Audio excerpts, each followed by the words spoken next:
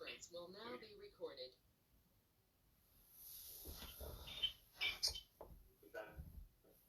Something happened?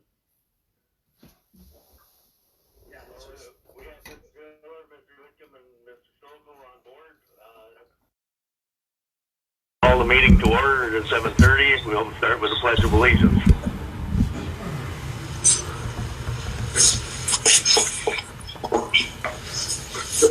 I pledge allegiance to the flag of the United States of America and to the republic for which it stands, one nation, under God, indivisible, with liberty and justice for all. With liberty and justice for all.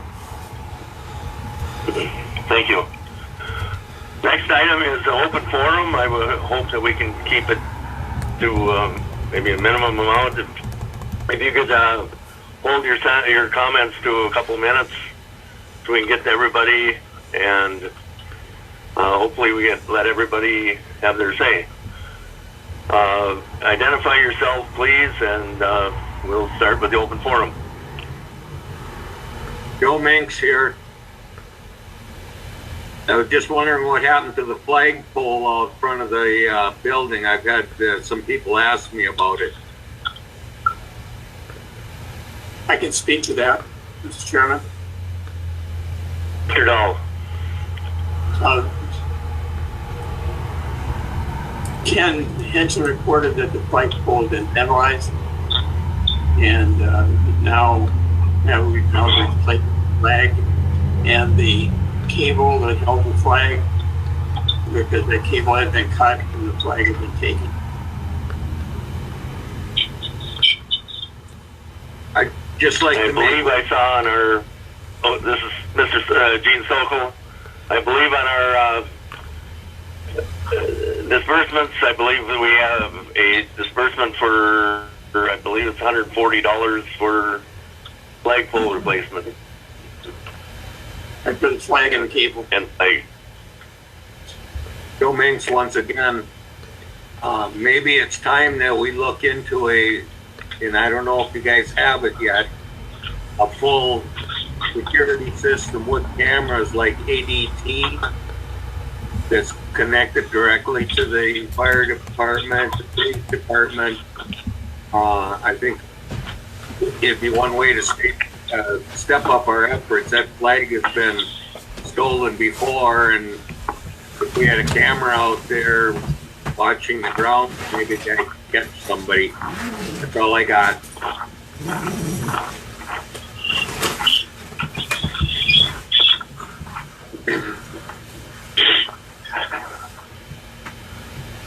I believe we already have some system in place. We just have to reconnect, or I think, I don't know, maybe Kenny Hansen could answer to that better than I can.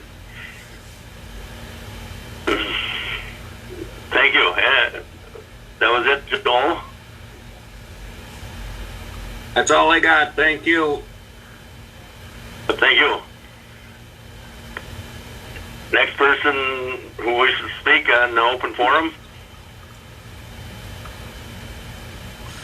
This is Bill Whitcomb speaking on behalf of another township resident. And that message is actually on my phone, and I can't get to it because I'm on this conference call, but it was concerning the COVID-19 death that we had in Princeton. And this person was just wondering what the township's response was going to be to this gentleman's passing, and any other type of events that might unfold here over the next year, just when it comes to these types of situations. She was just wondering if we had any plans to send letters and get more involved in the community in the good times and the bad times. That was her comment. Thank you.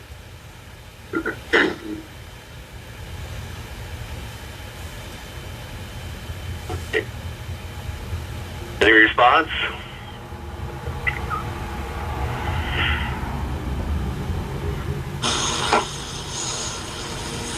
I think if the township sent a letter, I'm sorry, this is Dan Miller.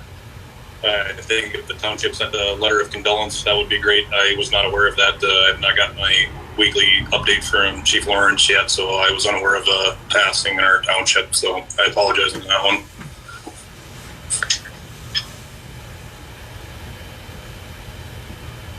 This is Bill Whitcomb. I agree with Dan's comments there. I think it'd be a good idea that we send a letter of condolence or in this time here. I believe this Gene. I believe that the person we are referring to was Steve Anderson, a longtime judge. Is that right, Dan? Bill, I mean. Yes, sir. On the topic there, I would say probably do not answer that. I don't know what the rules are as far as any name recognition or anything, so I would not answer that question. The person's name is in the paper, so but I'll Okay. people look it up in the paper if they prefer. Just the fact that it was a public figure.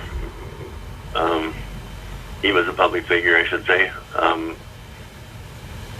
We could certainly send a letter of sympathy. Beyond that, I don't know what the township can do. Any other response?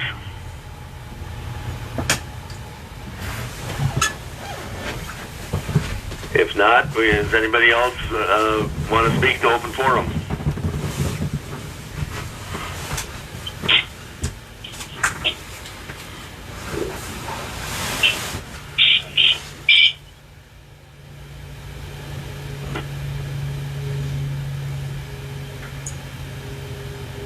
Any other response to open forum?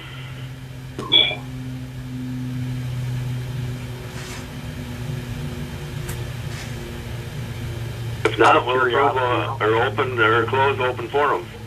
Oh, somebody's speaking in? Yep, Gene, Thomas student here. Do you have access to see how many people are on this? Do you have any access to see how many people are on this call?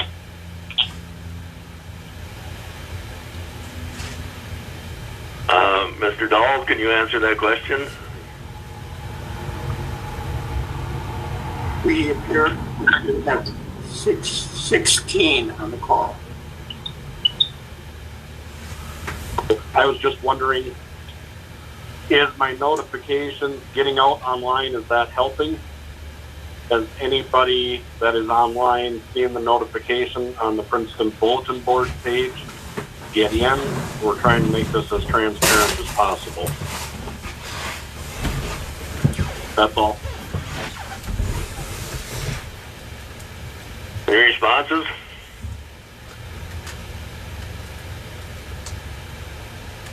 Unmuted. Just saw a email from Doug that made me aware of tonight's meeting. I did not see it on communicate page, but I don't go there that often. So it was the email from Doug for me.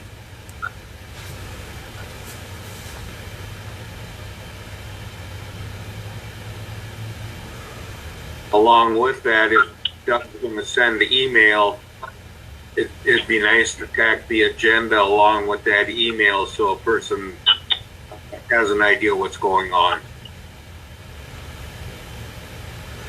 Can I speak to that, Well, Gene? tonight is a regular monthly meeting.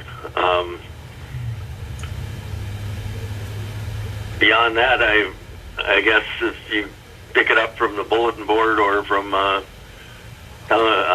county website, or I guess you could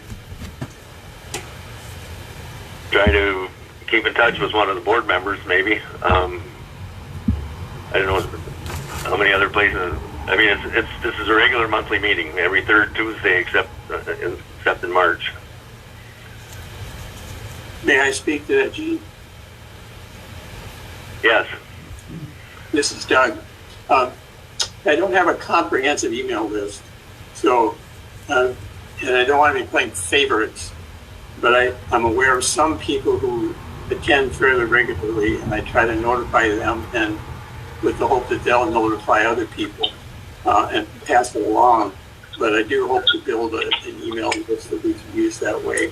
And I know that some people are accustomed to getting a look at the packet that we distribute, the materials we'll be talking about ahead of time. And under these circumstances, it makes it even more challenging.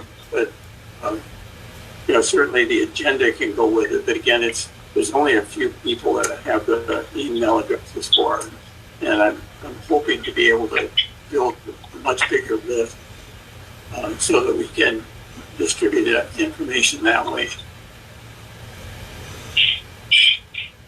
I'd like to, Joe Minks here, I'd like to thank you for your efforts, Doug. I understand it's a new ball game here for everybody, so thank you. This is Gene. I hope that didn't sound nasty. I didn't mean it to. It probably sounded like, well, this is a regular meeting, so I didn't mean it that way. I just to inform you in the future that the third Tuesday, by the Thursday previous, there should be a notice and the agenda on the county website. And I think we're eventually going to have our own website, but for now we're still using the counties as their secondary notice. Is there any further? No problem, Gene. I understand. No problem whatsoever here. Okay. Gene, this is there any further open forum? Anybody else wish to speak? Gene, this is Andrea from the Bulletin. There. Can you hear me? If there is no other public wish to speak, we will close the open forum. We will move on to the next item is the approved minutes of the March 24th meeting and the April 14th meeting. If somebody wants to make them separate motions or separate detail, that's fine. How about now? I guess before we have any votes, is everybody comfortable with going through the same order as we did last month, or should I flip them upside down and go W's, S, H, and E?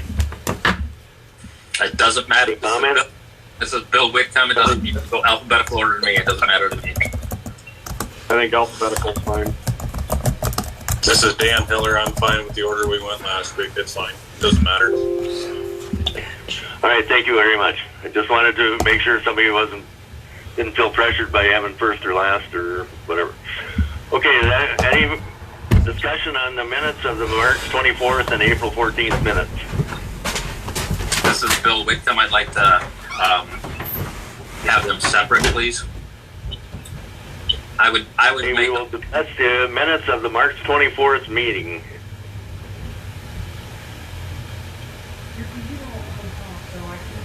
Is there any discussion about the March 24th meeting? This is Bill Whitcomb. I have nothing to add or correct to those meeting minutes. They look good to me. Motion has been made to accept the regular monthly meeting of the March 24th. We probably should amend at the end that because we cannot have a continuation meeting, that it became an adjournment.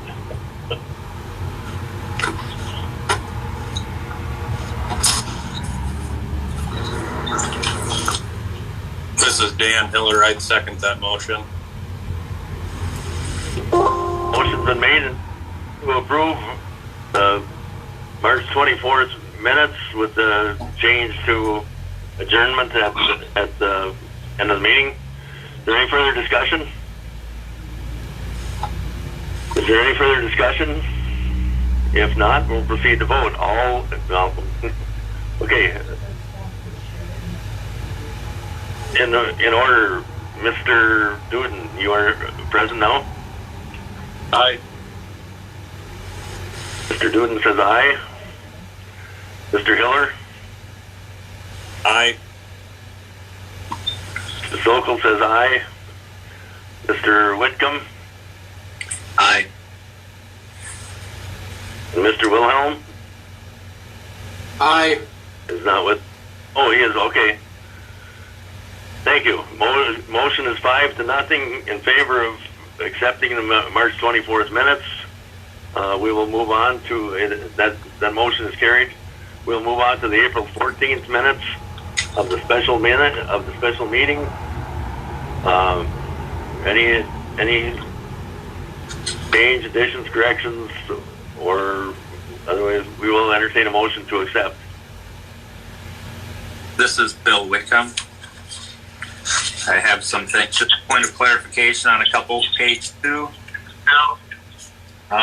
Third paragraph from the bottom. Says Mr. Wilhelm suggested making repairs on 33rd Street with work being done on 33rd and 82nd. That was 33rd Street west of County Road 4. And then the second sentence says Mr. Whitcomb replied that the work on the street would be separate project and would not be any less expensive to combine with the current project. I also stated that, so in the middle of that sentence, it should read, Mr. Whitcomb replied that the work on the street would be a separate project due to it being a different work type and would not be any less expensive to combine with the current project. And then page 3, the yes, no's there right above the Silver Lake Oaks preliminary plat. Mine was a yes, not a no. We call it Woods Push. You guys catch that? The resolution to accept.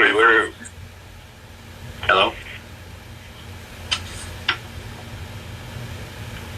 Okay, on page 3 you got At the very top, when you did a roll call, you had Mr. Duden yes, Mr. Hiller no, Mr. Stokely yes, Mr. Whitcomb no, and Mr. Wilhelm no. I was a yes on that one. Okay. Yeah, I missed that.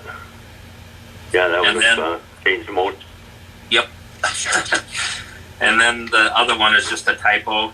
It's the second paragraph in the Silver Lake Oaks preliminary plat. Instead of EAB board, it's EQB. It's in parentheses there. It's EQB. That's all I have. Just a typo. It's changed from EA to EQ. Yes, EQB. Mr. Chairman, Is there any other? this is Doug. Yes, Doug. Bill, in the second correction you made, you said indicated it would not be less expensive, be more expensive. Was that? Well, the conversation was wanting to add the work on 33rd west of County Road 4, but it's a total different work type. So that's all I was saying. It would not. It would not. That whole sentence just doesn't seem right there. John, do you recall that conversation? Yes.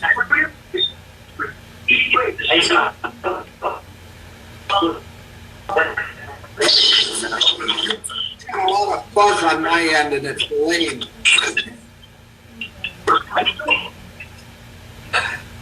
The gist of it, Doug, was that combining the projects would not make doing 33rd any cheaper, any less expensive. The 33rd west of 4. Yes, that is right there, and would not be any less expensive. Okay. Yeah. We weren't combining it at all. That's my point. Was we can't combine it because it's totally different work types. Okay. Sorry. No problem. I wasn't sure. We can Okay. review the video if you like. Thank you.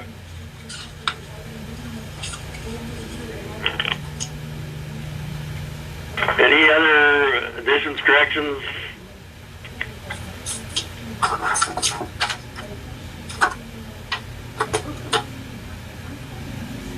Any other additions, corrections? Not, we'd entertain a motion to accept as amended. Thomas Newton, I would move to accept as amended. Motion been made to accept as amended. Is there a second? John Wilhelm seconds it. Motion's been made and seconded. Is there any further discussion?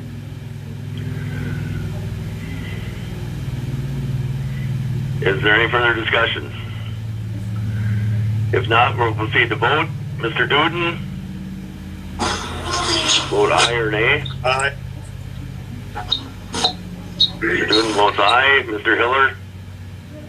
Aye. Votes aye. Mr. Stokel votes aye. Mr. Whitcomb Aye. votes aye. Mr. Wilhelm? Aye.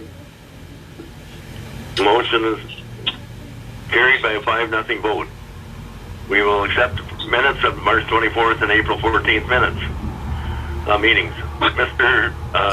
Clerk Treasurer, would you give a quick report on the cash control statement?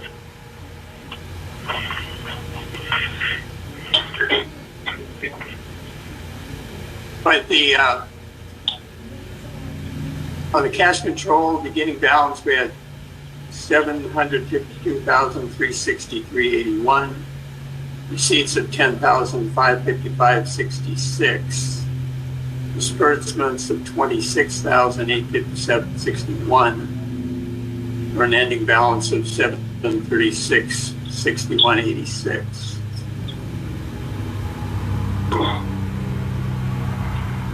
And the reason this sometimes fluctuates is because we may or may not get a check from the county for people's tax payments. And we did not this month, so we are down about 16,000. Any questions?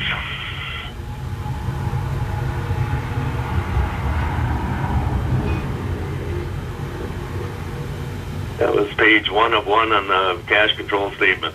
Is there any questions? If not, I'd entertain a motion to accept.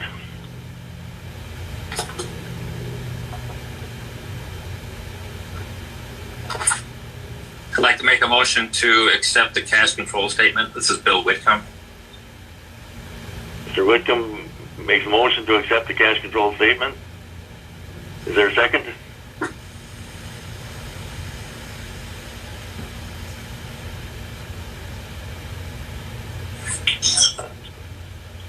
I will second the motion.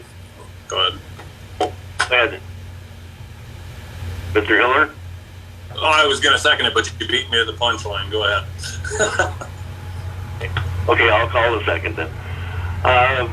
Is there any further discussion? Is there any further discussion? If not, we'll proceed to vote. Mr. Duden.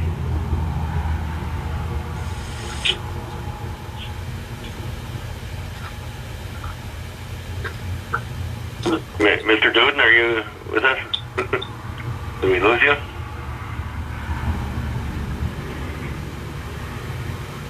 Okay, Mr. Hiller. Aye. Mr. Hiller votes aye. Mr. Stokel votes aye. Mr. Whitcomb? Aye. They're not in person though, they're all at home. On computers.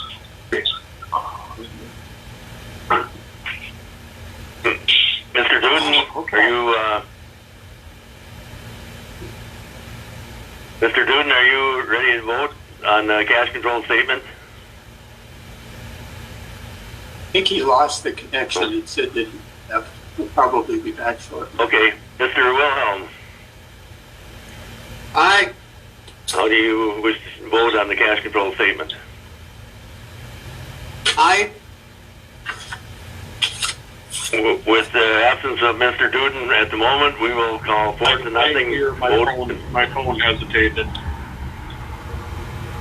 Okay, Mr. Duden, cash control statement, we have 4 ayes. How do you vote? Yep, I am aye. The motion is carried by a 5-0 vote. Next item is the March payroll. Should have that in front of you.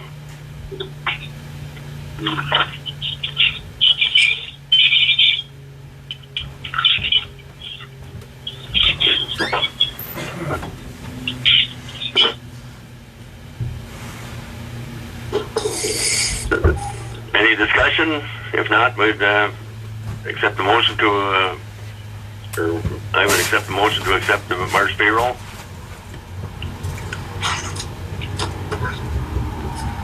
I would move the motion to accept it. That's Mr. Duden. I believe. Was that Mr. Duden? Yes, it was. Okay. Mr. Duden made a motion to accept the March payroll. Is there a second? John Wilhelm will second that. Mr. Wilhelm seconds it. Is there any further discussion? Is there any further discussion? If not, we'll proceed to vote. All in favor, Mr. Duden? Aye. Aye. Mr. Hiller? Aye. Mr. Stokel votes aye. Mr. Whitcomb, sorry. Aye. And Mr. Wilhelm? Aye. Motion is carried by a 5-0 vote. Claims for approval. See that in front of you, and that would total or $26,857. No, minus the payroll. We're on claims for approval, page 2 and 3 of 3. 22, 427, 75. Okay. Is that a motion? I would approve the 22, 427, 75. And yes, Joel Minks, if you are on here, we do have on 421 of 20 coils, flags, and flagpoles, total of $130.20. Just so you're aware, it is in there. Thank you. And so motion is made by, that was Mr. Duden, please. Is there a second to the motion to? Bill Whitcomb, I'll second that motion. Motion's made by Mr. Whitcomb. Is there any further discussion on claims for approval? Is there any further discussion on claims? If not, we will have a roll call vote. Mr. Duden? Aye. Mr. Hiller? Aye. Mr. Sokol is aye. Mr. Whitcomb? Aye. And Mr. Wilhelm? Aye. Motion is carried. We will now move on to the zoning administrator's report. Mr. Richards? Yes, thank you, Mr. Chair. We have a couple items. They're carryovers from a previous meeting. Back in February 18th, you had approved the first reading of the ordinance for the event venues, agritourism. It's adding the language within the ordinance to provide criteria for event venues, making it a conditional use permit in most residential districts and in the commercial industrial district. The Planning Commission had recommended in February after a lot of discussion. So what the Chapter 400 of your township ordinances require is not only first reading but also a second reading. You don't have to verbatim read the entire ordinances, but you can waive. Tonight you would waive first reading and then adopt the ordinance. And before you is an actual ordinance form that lists all the changes to each of the sections, and that is the vehicle that the town board chair and the town clerk would sign. So with that, is there any questions?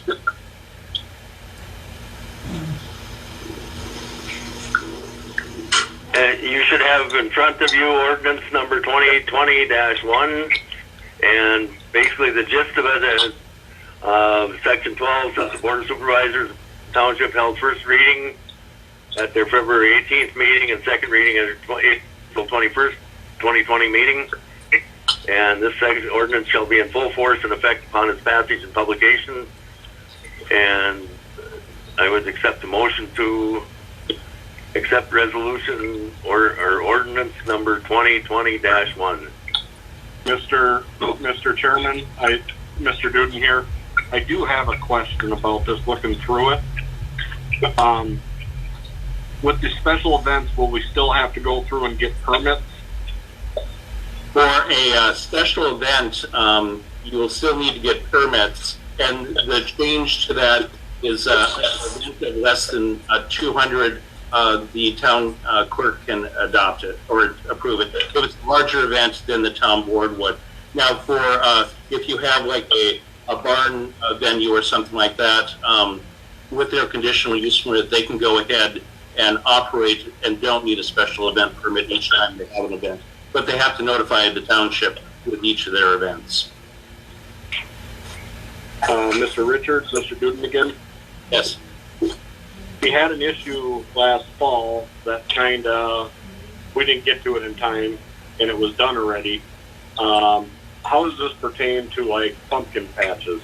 Would that be considered as agritourism or special event? Something, the seasonal stuff like that. The seasonal stuff, I've already talked to the people that have the pumpkin patch, and they're wanting to get a conditional use permit for it. So it'll be recognized within that conditional use permit that they can operate, on a, maybe 2 or 3 month basis, and then we'll continue that as long as they operate that pumpkin patch, they'll have that approval to do so. So the people that did it last fall are aware of it and willing to go through the process. Okay. Any further questions? Questions, comments? If not, motion would be in order. I would move to adopt the resolution 2020-1. This is Mr. Duden. Correct. Okay, motion has been made by Mr. Duden to accept ordinance number 2020-1. Is there a second?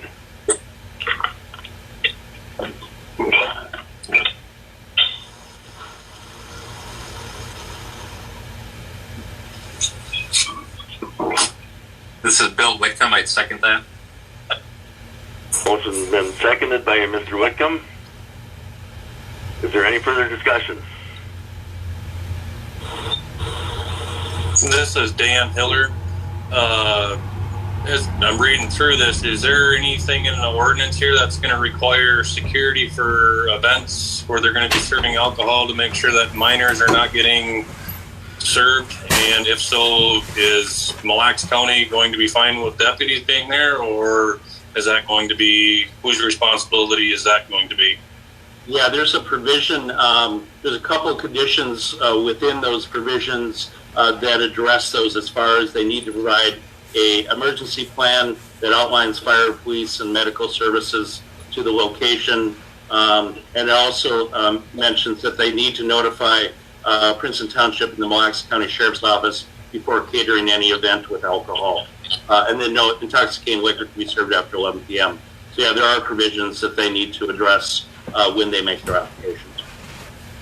Dan, there is, if you page through to letter M, it says any farm, winery, distillery, or microbrewery as part of an agritourism activity shall comply with the provisions of Minnesota State Statute 340A related to liquor licensing. Just quick brief running through there. That's what I see. I'll keep looking here. Yeah, I'm trying to read through it quick too. O&P also address it too, as far as those conditions. Any further discussion? Ellen lays it out fairly well, and then I believe when they fill out a form for any event, part of that is they have to show their what security and so on that is involved.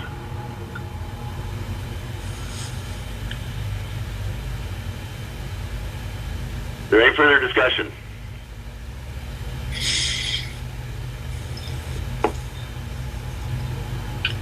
Is there any further discussion? If not, we'll proceed to vote. Roll call vote. Mr. Duden. Aye. Mr. Duden votes aye. Mr. Hiller. Aye. Mr. Sokol votes aye. Mr. Whitcomb? Aye. And Mr. Aye. Motion is carried by a 5-0 vote. Next item of business is second reading of the solar energy ordinance. Yes, I think we have. This is Scott Richards. Again, this is a second reading of provisions to add energy systems within our zoning ordinance. Deals with community solar systems, solar farms, and individual solar energy systems. And again, lays out where it's allowed within the various zoning districts and provides criteria for review. Again, a conditional use permit for the community solar farms and for the solar farms and the community solar energy systems. So anyone who wants to put in a solar energy system, other than an individual type of system, you can put your own system on your roof, would require a conditional use permit. This is recommended by the Planning Commission. Town Board has already held first reading, so it's, again, second reading and adoption, and there is an ordinance in front of you to move on. Okay, so it would be basically same form. It must be ordinance 2020-2. That's correct. I guess is there any discussion? Mr. Any Chairman? questions? Mr. Chairman? Mr. Duden? So with Is it Mr. Duden? Yes, it is. With this ordinance, if I wanted to, say, put one on my barn, I would have to go through to get a permit to do it through the township. And this is just spelling out what is allowed and what is not allowed. Right. You would need a building. If you're going to do an individual solar system, you need to receive a building permit, but you wouldn't have to go through a full conditional use permit. That's only for the large solar farms. Okay. So now, say, Joel Manx, who's got 60 acres next to my 20 acres, if we went through and did a solar farm, then there's different criteria. That's correct. There's a whole list of different conditions that they need to go through and requires a conditional use permit. Okay. And then, do we have anything about, I'm briefly looking through it here quick. I looked through it earlier today. Do we briefly have anything in there about deconstruction costs associated with it? Yes, there's conditions that when they first come in to get their conditional use permit, they need to provide a decommissioning plan. And the township does have the right at the beginning of the process to have them post a bond, letter of credit, or establish an escrow account to make sure that it is removed. So yeah, there is a provision in there related to that. Okay, that's all I've got. And this is Gene Sokol, and this is specifically to solar energy. It is not relating to windmills or any other kind of energy, right? Yeah, this is Scott Richards. Yes, that's correct, Gene. Okay, just to verify that. Okay, is there any further discussion? If not, I entertain a motion to accept the second reading of the solar energy ordinance. I'm a student, I would approve. That was Thomas. Is there a second to the motion?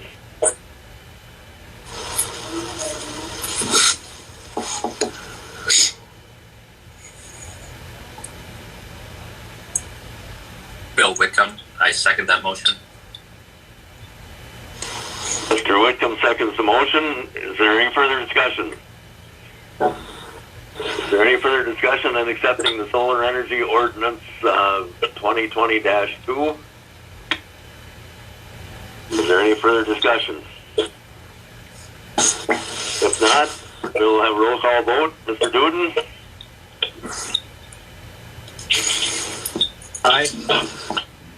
Mr. Hiller? Aye.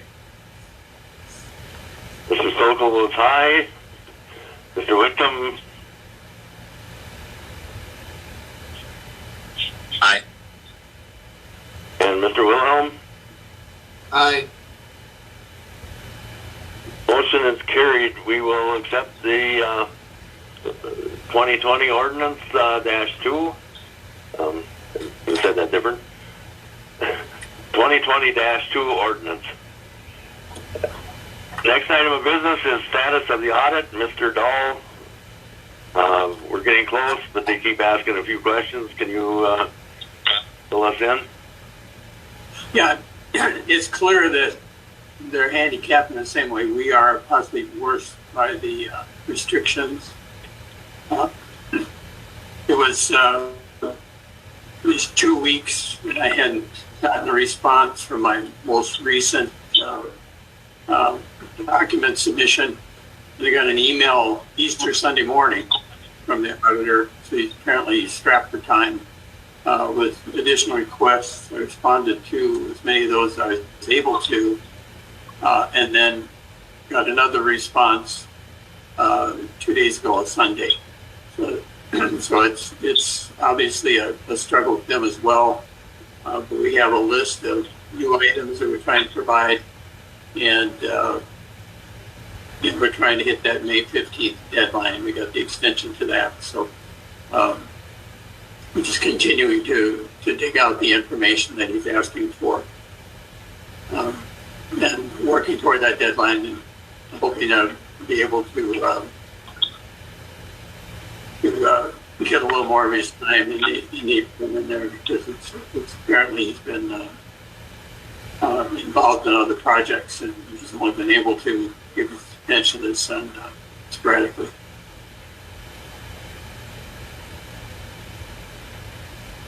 Yeah, it's been an ongoing project. They keep coming up with questions that some of it has to do with the bookkeeping, just maybe putting something in on a different column than what would maybe been expected or was the previous year. But it looks like it's coming in place. Thanks to Mr. Dahl. He's doing a lot of work. Mr. Chairman, if I'm not mistaken, this was the firm that had done our previous audits, though, correct? Yes. So why would the sudden... I guess I'm confused why it's taking longer for them to do it than if it's been the same firm.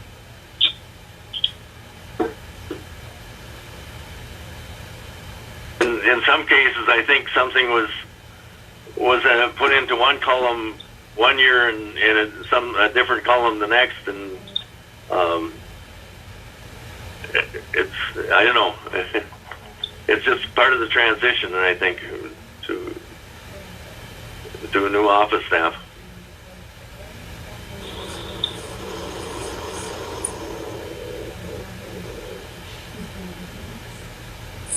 Can I speak to that? Mr. Dahl, can you refer to or answer to that? I don't have it. Good ask for it because I don't have access to questions that they had asked in previous years of the procedure they were through. They are, I think some of the matters are related to the way certain expenditures were categorized, because there are major differences this year. Previous year, there was a question about legal fees, and I think as we discussed that today, some of that had to do with the tax district discussion. There was a major issue there. And then just some questions about allocations, some of which probably had to do with the way road expenditures were allocated. Then others are basically, I think, random random choices to say provide documentation for this item, provide documentation for these other items, which are probably not specifically in question. Those items are just representative of the sorts of transactions that we engaged in, and we want to see our documentation.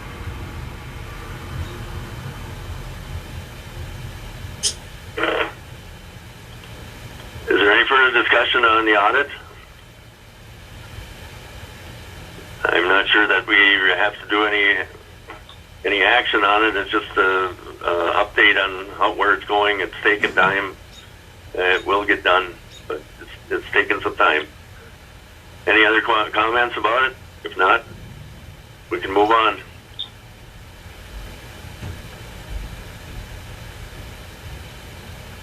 If not, we'll move on to proceed with the computer forensics. And Mr. Whitcomb, I think you can answer to that. Actually, I believe that's something that Thomas was going to be discussing. Am I correct there, Thomas? Okay. Yes. At the annual meeting, Mr. Kevin Walls stood up and asked about us spending the $3,000 to do the forensic audit and the backup upon transition into the new office staff. And the Township General Assembly wanted the Township Board to pursue what was on the computer and what's been deleted and missing, because as a transition, there was only 200 some emails on the computer. That was it. We didn't have any passwords. We didn't have any security logins. All the files were deleted. It screams red flag. And I am just wondering, I'm asking permission from the board to work with Mr. Hill, our new attorney, to talk with Attorney Forensics to see if we can get a copy of the hard drive so that we can figure out what we're missing and what was on that computer before it was wiped clean.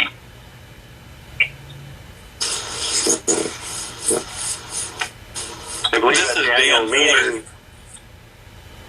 This is Dan Hiller. I have a question on that statement there. Did the township ever react to Connie agreeing to come into the office as long as there was 2 supervisors and a deputy there to go over her filing system on how she handled her computer and printed hard copies, which she has informed me are all in the building? Has anybody gone through our filing cabinets to make sure that this information that we're spending thousands of dollars on isn't sitting in our building?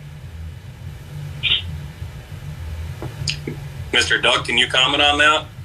Have we gone through our filing cabinets to make sure that there isn't information in there?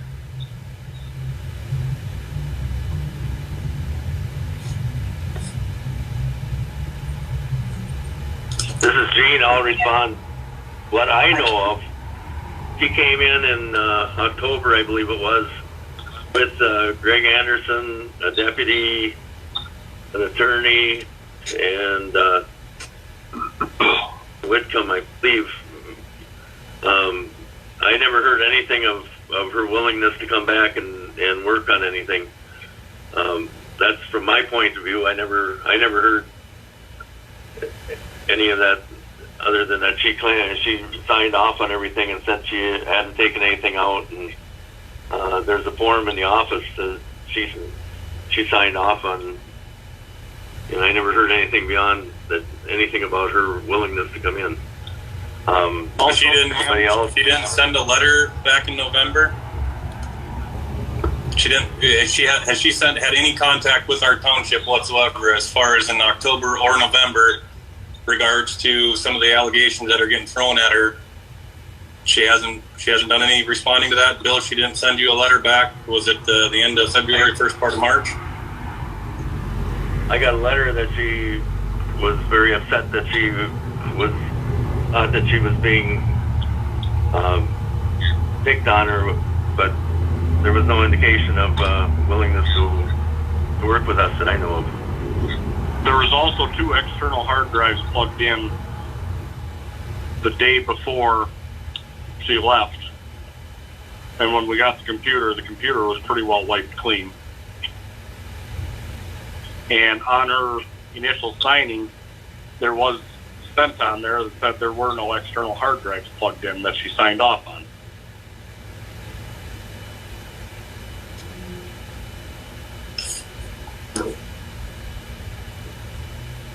With this documentation and everything that you guys are looking for on this computer, has anybody verified that there's nothing printed off in all of those lateral filing cabinets that are in our building?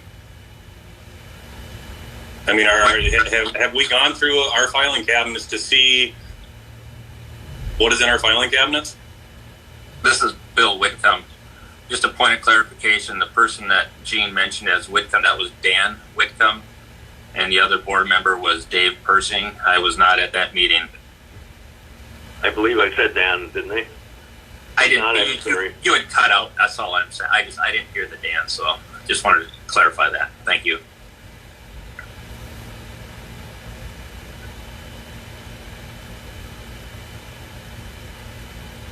I'm just curious as to why. I mean, she's informing me that she had offered to come into the township and sit down with 2 supervisors and a deputy.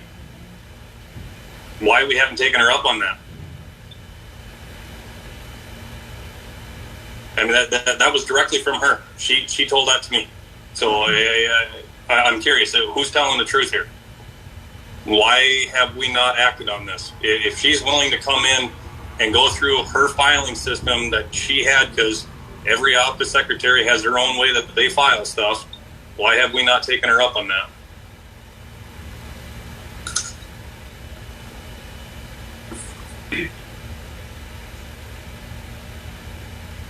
This is Gene. I have never had willingness to come in and go through the files.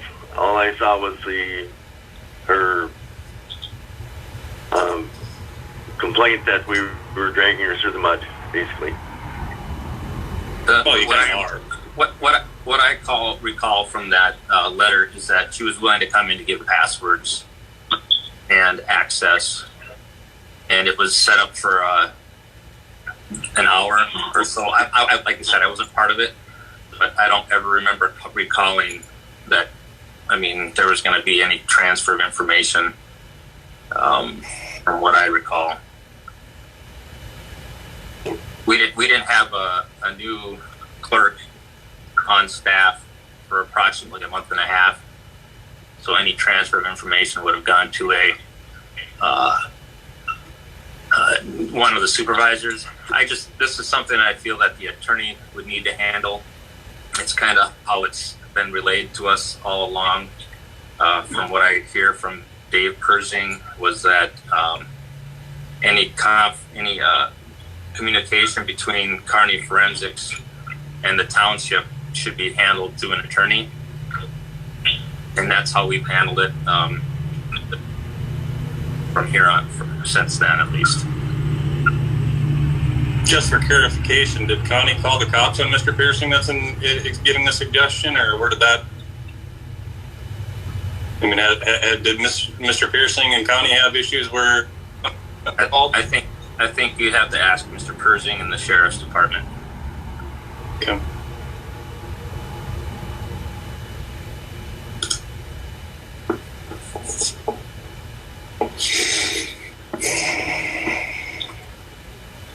Any further discussion about the forensics going forward?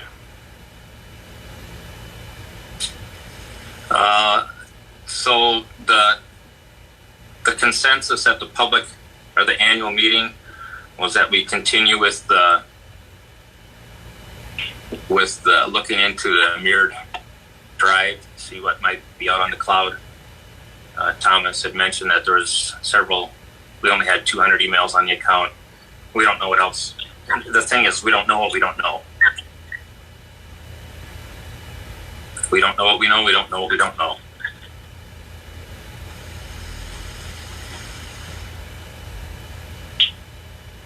This is Gene. At the annual meeting, it was made pretty clear that the public wants to see complete the forensics. I believe we have the flash drive. We just need an attorney to go through it with the attorney for the forensics. Correct. Kearney Forensics will not talk to us as board members without an attorney present. And essentially, we're just trying to recover any township information. If there's emails out there, if there's any other information, if it's township information.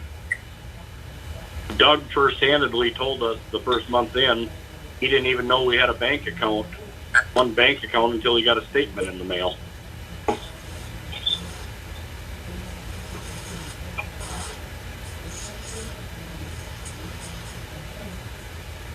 Is there any further discussion? I believe now that we actually have a new attorney in place we're going to go forward with. I think we'll be pursuing the finish line on the forensics, as what the township residents desire. Just out of curiosity, are you planning on making that public to all township residents of what exactly is in there? I mean, how are you gonna publish that to a website so everybody can look at it, or who's gonna determine what the public gets to see and what the public doesn't get to see? I think the point of this whole thing is that there would be privacy issues if we leave it out to everybody. That's why an attorney has to be present when we go through the forensics. There would be some issues that could be a violation of privacy. Mr. Chair, this is Jason Hill. I'm obviously new. I'll just kind of introduce myself. Jason Hill from Kennedy and Graven. I don't generally know what, kind of how you handle procedures. I don't know if you're okay with me interjecting, or, how. I know it's unusual having meetings, in this fashion too. But, I was just going to say, going to a couple different issues, there obviously seems to be a lot of history here. I think it would be, to really dig into this, it's going to take, like Mr. Supervisor Hiller mentioned, talking to the former clerk, looking at what's on this drive, to get kind of a full, look at what's going on here. And I would just want some direction as to, what exactly we're looking for. If we're just doing a review of the computer, or if we're looking for, more information that might be in file cabinets or things like that. That's all I would need. So I have kind of a clear, path on going forward. Then I can speak with the forensics company and go from there. I do have some history of working with, back in a former life as a litigator, working with forensics companies, so I kind of know how some of that stuff works. I'll just say on the public-private issue, you kind of don't know until you get in there. There could be any number of issues that would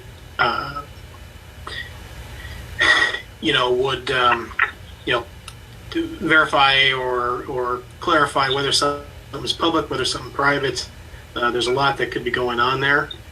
I don't believe you folks are subject to the Government Data Practices Act. I don't know if there's been any discussion of that in the past, but I don't believe that would apply. But you kind of don't know until you get in there what you're dealing with. But we could deal with it at that point. So I guess on this particular issue, I would just want to know, what exactly my tasks are, what questions I'm answering, so I know kind of what and I don't want to, I don't want to churn a file and bill you guys more than what, is necessary. I just want to, do whatever you guys need or whatever the, direction is of the board. Thank you.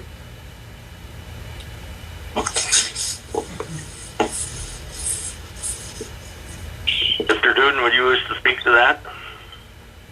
Yes, I just know with the money misappropriations that we've had with the billing of the gravel, even the audit we're having this year with the issues we're having it, something doesn't smell right.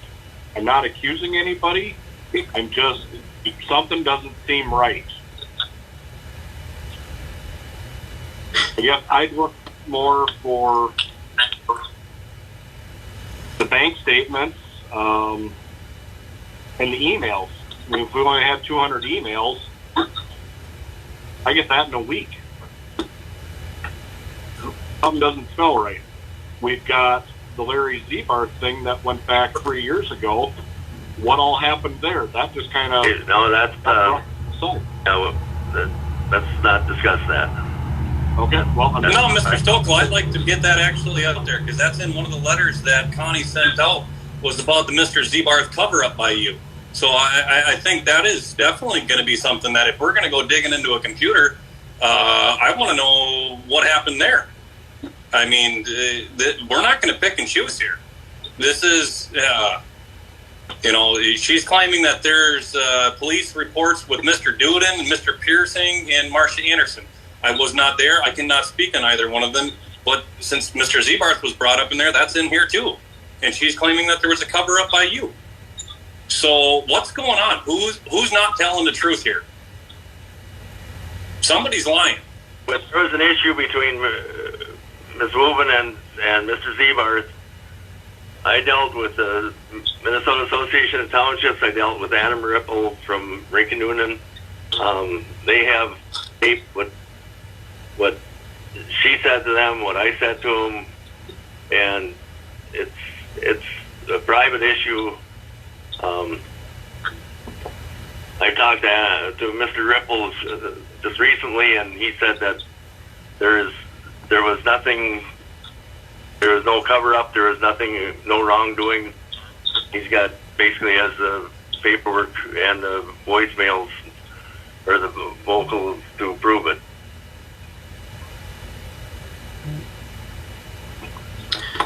Mr. Chair, again, this is Jason Hill. I wonder if,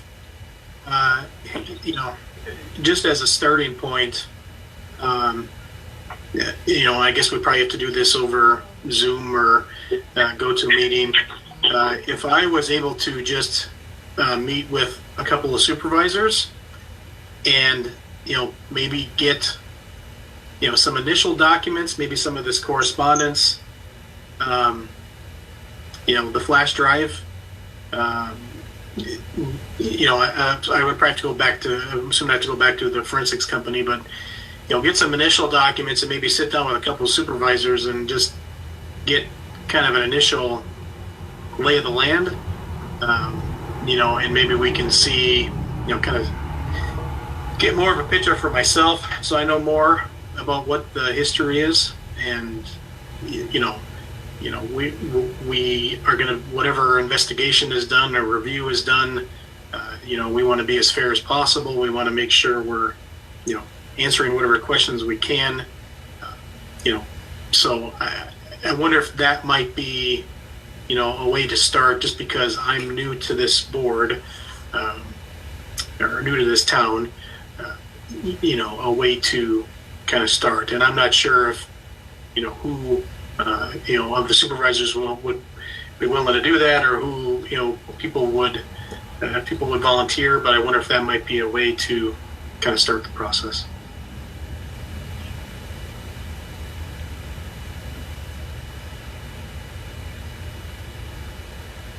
This is Dan Hiller. I'd be more than happy to. This is Dan Hiller. I'd be more than happy to do that. And I mean, correct me if I'm wrong. Now, we're getting an audit done. Were we not also getting a more in-depth audit done? where we were going to be looking at some areas of concern that you guys had. I vaguely remember that last year. Correct me if I'm wrong. Sometimes my memory is not the greatest. But I thought we were looking at some other stuff, and we have not gotten that information back from the auditor. So we don't even have an idea of what we're going into looking this computer for. I agree wholeheartedly that we do have to make sure that all the money is accounted for in the account, but we're kind of going into a blind if we don't have an audit done yet, are we not? This audit is being done a little more in depth than what the other audits had been. Yes. Okay, and to that, since we keep saying how everything's smelling fishy on this, if this is a more in-depth audit, would it maybe be more important to say that it's not fishy, that it's a more in-depth audit, and maybe that's why it's taking a little bit longer? I mean, you just said we're doing a more in-depth audit. Yes, you did. Yes, we're doing a more in-depth audit because we want to know exactly where things stand when we have new office personnel, and that's kind of standard practice that you would have an in-depth audit to make sure that things are, and you're not questioning any previous people. You're just making sure that things are what you're handing over to new clerk treasurer. I'm sorry, when the supervisor says something smells fishy here, you are implementing something. You just said we're doing an audit that takes that. No, you did not. I'm not saying you did, but we have another supervisor that is. So is the audit taking longer because we're doing a little bit better look at it? Or what? I mean, we do live in a small community here. At some point in time, you guys better be worried about a defamation lawsuit, because I sure am.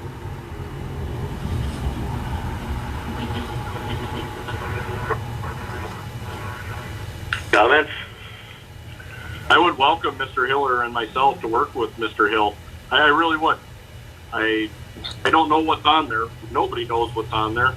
It just seems to leave a job and then wipe the computer clean before you leave. It just throws red flags that we don't know what's on there. And we can't protect ourselves if we don't know what's out there. I would be more than happy to, if the board wishes to direct Mr. Duden, Mr. Hiller to work with Jason Hill at going through the forensics. If that would be with the wishes of the board. This is Bill Wickham. Yes, I'd agree to Thomas Duden and Dan Hiller working with Mr. Jason Hill.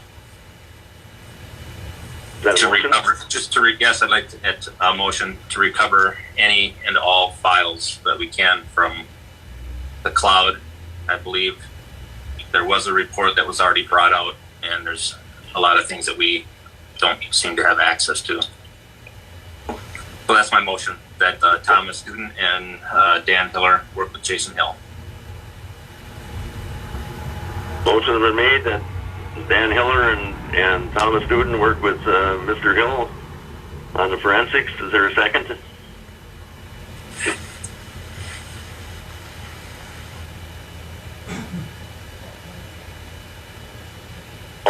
I'll second that motion. Mr. Stokel, is there any further discussion? How much money are we, looking at spending on this, guys? Nor isn't that, Mr. Hill doesn't even know how much it's going to cost. Connie worked for the township for 14 years. How many years of the computer are we going to look at, guys? How much money are we going to spend on this? I think we first need to at least get the information from, if it's out there, we need to get it. Mr. Hill can request from anybody who we've had done business with for, many emails that we've had that we've sent over the last, I don't know, we want to go back 4 years, 6 years.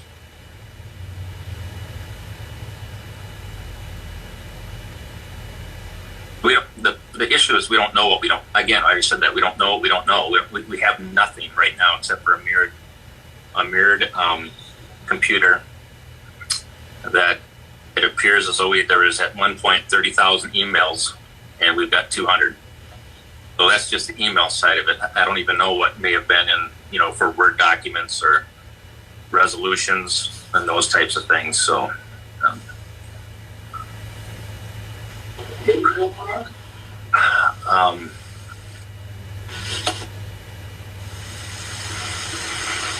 we're not going to even know until Mr. Hill has a chance to talk to Carney to find out even where we're at on some of this stuff. Because if Carney has that information, it is Princeton Township property, so it has to be delivered.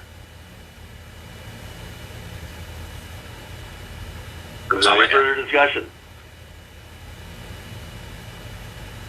Is there any further discussion? We're not going to put a dollar amount on this. We're just going to go up into this with an open checkbook. What was said at the annual meeting? I don't think there was anything said at the annual meeting, was there? Yes, they directed the board to go through, finish the forensics. I can't remember if it was at whatever cost, or if they ever put a dollar number on it. If I remember correctly, it was at the board's discretion. And right now, we don't even know where we're starting, but we don't have to. This doesn't have to be a 10-month process. We might have everything we need in 2 meetings.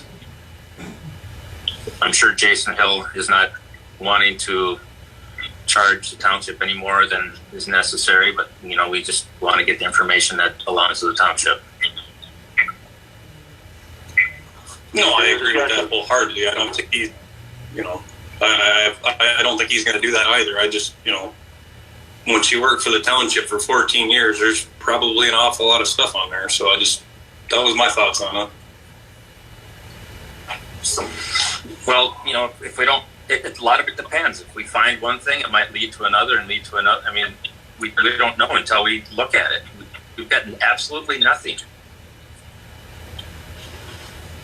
Is there any further discussion? Mr. Chair, this is Jason Hill. I was just going to add, I think we may have a better idea once we kind of initially sit down and, kind of talk this out. And after I have a chance to talk to the forensics company, if depending on what they tell me, it sounds like this was one hard drive that got mirrored. Depending on what they tell me was on that hard drive, it sounds like there's only 200 emails, but there's a million other documents. It just I don't know. I don't think we know yet where we are. Even starting from. But I would certainly, once we have a chance to meet, to hopefully get a better idea, and would be able to report to the board. It might be hard to estimate, but at least report to the board what the progress is, what the situation is, and where we're going, and just kind of deal with it, as we go along, and kind of keep track of it as we go along, and see, where we're sitting on it. So I don't know that you want to necessarily put a cap on it, when you don't know where it's going to go, and you don't want to kind of financially restrict it, if it's depending on where it goes. So this is John. Discussion. This is John Wilhelm. Couldn't we set a restriction, and then if we meet that restriction and there's stuff that has been uncovered, can we always go back and re-vote to further that dollar amount? Opening this up for discussion here. I believe at the annual meeting that the residents of the township said basically whatever it takes to get a complete forensics done. No, I disagree with that wholeheartedly. Some of this information we're looking at, Mr. Chairman, how many years have you been on our board? 12. How long have you been on? How many years? I believe it's 12. Okay. Well, some of this information that they're looking at, couldn't they ask you? Because Connie only worked here for 14 years, so 12 of her 14 years that she worked here, you would have been voting and approving on some of this stuff. So if there was questions in the check ledger, maybe they should be asking you some of them because you were here. That's fine with me. I've been working with Mr. Dahl to try to fill some of the holes in the audit. Some of it I've helped him explain, and some of it I think it's just a matter of where allocations were put. Well, you should know that. Weren't you approving the bills every month? Weren't you approving the budget every year? Approved the budget, but we weren't seeing where like Mr. Whitcomb showed, where if it was gravel being put down, if it was put under road repair, or it was put under, we were paying for snow maintenance in July. We were approving the bills. I'm sure the money was being spent. Somebody was being hired to do something, but it was appropriated into places that it should have been a little bit more specific. And then through that 12 years, you did decide that you should raise question on it? Go ahead, John. I'm sorry. Sorry, John Wilhelm. The audit that we have currently going on should straighten and correct and show all that. So I think this is just a huge fishing expedition. That's my opinion. Minus 28,000 missing emails. Right, we're spending an awful lot of time on something that I'm sure we're going to have to go forward anyway. The motion is that we have Mr. Dune and Mr. Hiller work with Jason Hill, our township attorney, on finishing or doing as much as they can on the forensics, and I believe that's the motion. It was made by Mr. Whitcomb, seconded by Mr. Stokel. Is there any further discussion? If there's no further discussion, we'll vote. Mr. Duden? Aye. Mr. Hiller? No, not without a dollar amount. Mr. Stokel votes yes. Mr. Whitcomb? Aye. Yes, and Mr. Wilhelm? Nay. Votes no. Motion is carried by a 3-2 vote. Mr. Hiller and Mr. Duden will work with Mr. Hill to hopefully finalize the forensics. Next item on the agenda is old business, Princeton Township donation policy. Since we are no longer donating as per the wishes of the township residents, we'd like to just put a notice in a paper on the county website offering people or just encouraging them to give private donations to where they wish rather than us taking their tax money and deciding for them. Is there anything else that anybody wishes to add to that? I was looking for that policy that was sent out. Did everybody get that or no? I can read it. I do have it here in front of me. It's just a short, maybe 6 sentences. It just says, it is a policy of the Princeton Town Board to deny requests for donations. This is a policy that was implemented in 2020 at the request of and with the support of Princeton Township residents. We realize services performed by many nonprofits in the area are invaluable to the citizens of Mille Lacs County. With that being said, we have worked hard to lower our taxes and allow our residents to donate independently as they choose. We encourage our residents to give generously to their resources to area organizations for our common good. So that's what we are wanting to post to our website and the Mille Lacs County Princeton Township website. Mr. Wick, John Willem here. Do you know who we've donated money to? What organizations? You have a list? In the past, In the past, yes. if I could speak to that, this Sure. Gene, about 6 years ago, we probably had about 8 different places we spread the money out. We gradually weaned it down to the Historical Society, Ag Society, and the Teen Center. Basically, the what's it called? The Family Pathways. 2 directed to the Teen Center. We don't know if it ever got there, but it was sent with the direction to give it to the Teen Center. 2 years ago, we donated $1,600 for each of those 3 entities. Years ago, we used to give to. One year, I think we gave about 15 different places, or 8 different places, I should say. Over the years, probably about 10, 15 different places. Library used to get it every year. They quit asking some years ago.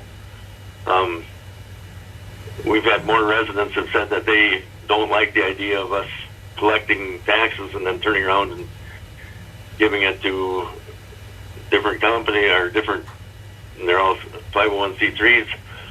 But if,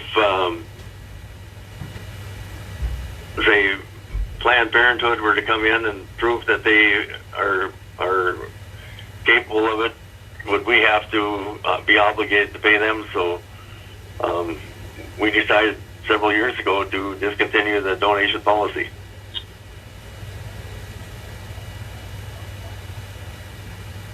And it was voted on the last 2 years by the public at the annual meeting. Any questions?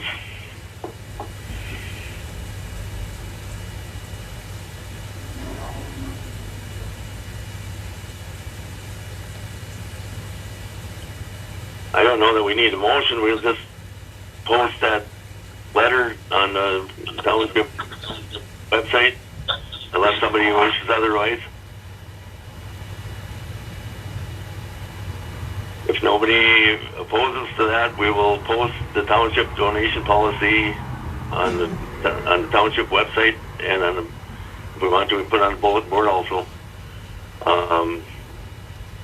We'll move on to new business. Princeton Township sign replace policy discussion.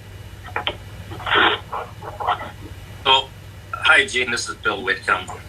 So this is, as we know, it was actually brought up at last month's meeting, a little before I was ready to discuss it. But last year we went through the signs, and at last meeting there was also a mailing that went out from Todd McLeod, our engineer, and it's something that he's brought before the board several times about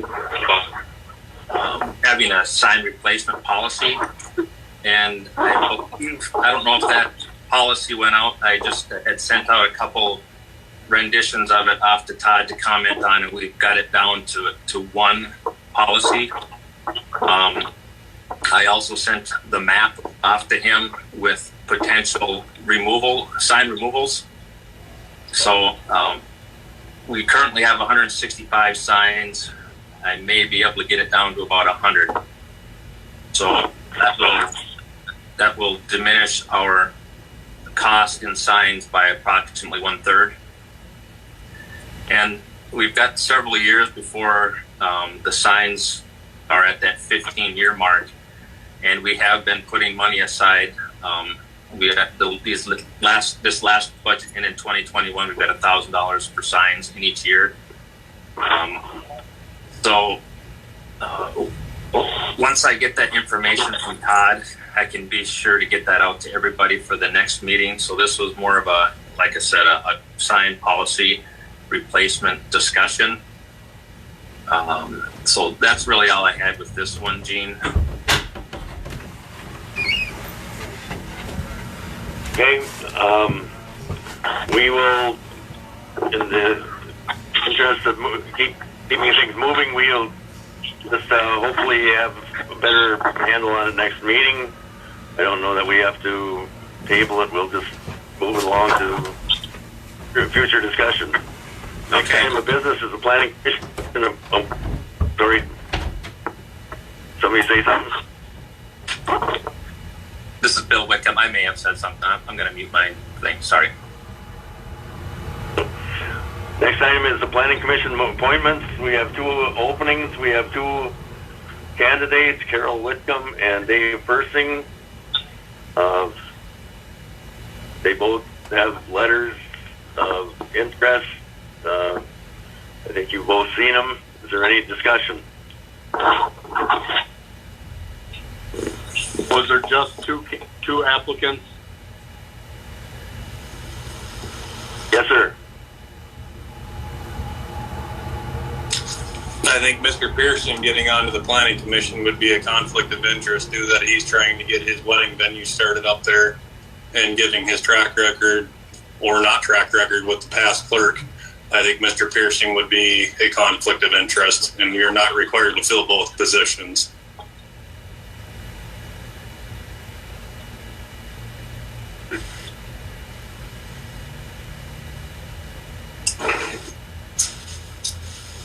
Anybody else?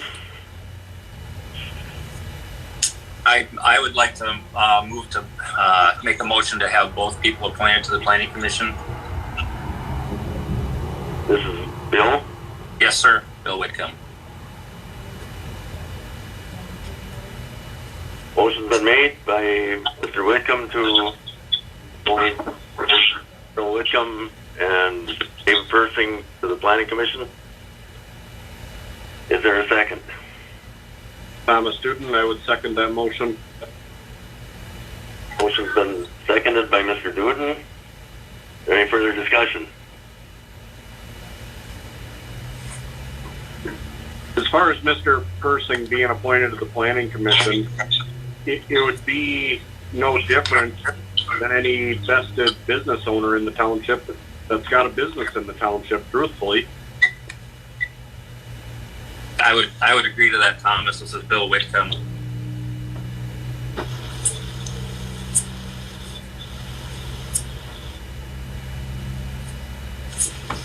There's 6 members on there's 6 members on. This is Bill Whitcomb. There's 6 members on that board, and it's along with Scott Richards, who's got multiple years of experience working with townships. I don't feel that necessarily one person is going to sway. And they're not making decisions necessarily. Those decisions come up to the board. I believe that Mr. Persing has a lot of good working knowledge of townships and those types of things when it comes to ordinances and other things of that nature. I think he'd be a great asset to the township. As far as ordinances, did he not violate the ordinances last summer by having weddings out at his property when he didn't have a permit? No, he did not. I know that's probably what you're being told, Dan, but that's not the case. So he had a permit to be able to have weddings out there. He had, this is being told, I believe he had three weddings out there, and they were all family or friends. He says he did not accept money for any of them, which then is not a violation of any of our ordinances.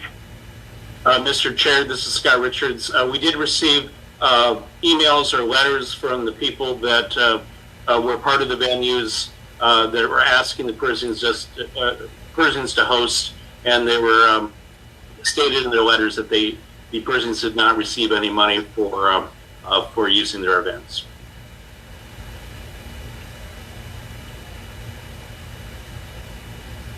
Thank you. Is there any further discussion? The motion before the floor is to accept Mr. Persing and Carol Whitcomb as Planning Commission members. Is there any further discussion? If not, we will proceed to vote. Mr. Duden. Aye. Mr. Hiller. No. Mr. Sokol votes yes. Mr. Whitcomb Yes. and Mr. Wilhelm.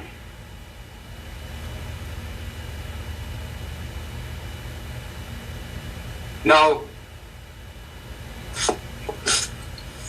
The motion is carried by a 3-2 vote.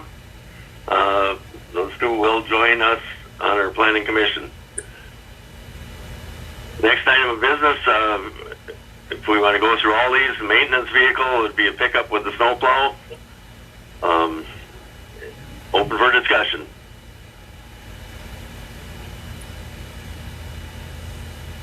This is Bill Whitcomb. Again, this was just a discussion point. We've got one very old pickup that the plow isn't even working on it. It's a 90, I believe, Ford. And we have virtually no transportation for the summer maintenance help that we have. If they're needing to do tires to pick up or garbage or sign replacement, anything of that sort. I found in the file that there was potential. They're looking at purchasing a pickup. I don't recall all the details on it, but that's just something that we need to look at so that we can actually maintain the township.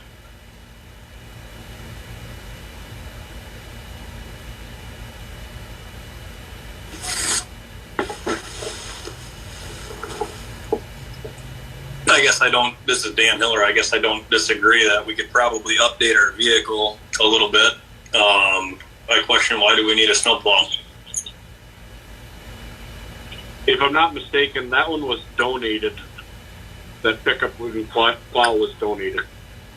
Well, that part I'm not going to argue with at all. I'm curious if we're looking at buying it for going out and picking up tires and that. And I'm assuming, since our next topic is discussing getting rid of the tandem plow truck, why do we need to buy a snowplow when we have a single axle truck there that we just brought up to DOT specs? I mean, I'm just bringing it up. I mean, snowplows aren't cheap. I mean, Tom, you've probably priced them out. Boss plows are not cheap anymore. So, nope, they're not.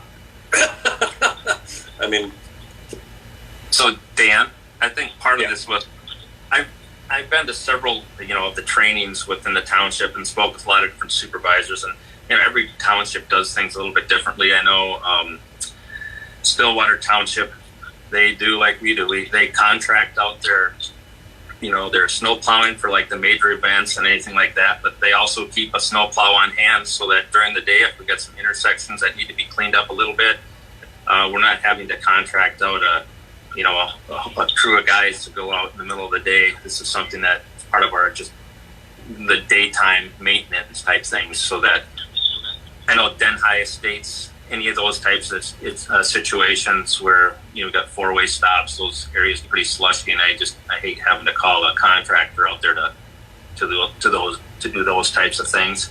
So that's primarily what the reason would be for the snow plow. It's not necessary, but it's just one of those things that that would be beneficial for the township and not having to wait for a contractor necessarily.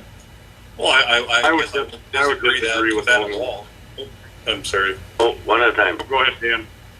I guess I wouldn't disagree with that at all. But then if we're going to buy a new pickup truck with a new snowplow on it, then we really don't need either one of them snowplows, the big plow trucks in the garage. That's my point. I mean, I fully agree that having a truck to go around and do cleanup, at intersections or any of the problematic roads where we get drifting to go out there where we're not hiring or having the contractor go out. I agree wholeheartedly, but right now we have that single axle that we did just stick. I don't remember the dollar amount off the top of my head. Wasn't it right around $1,000 into bringing it up to DOT specs? So we've kind of already got that corner covered. So unless we're going to be talking about getting rid of both the big trucks, which I'm not opposed to if we're going to continue contracting out our snow plowing, then I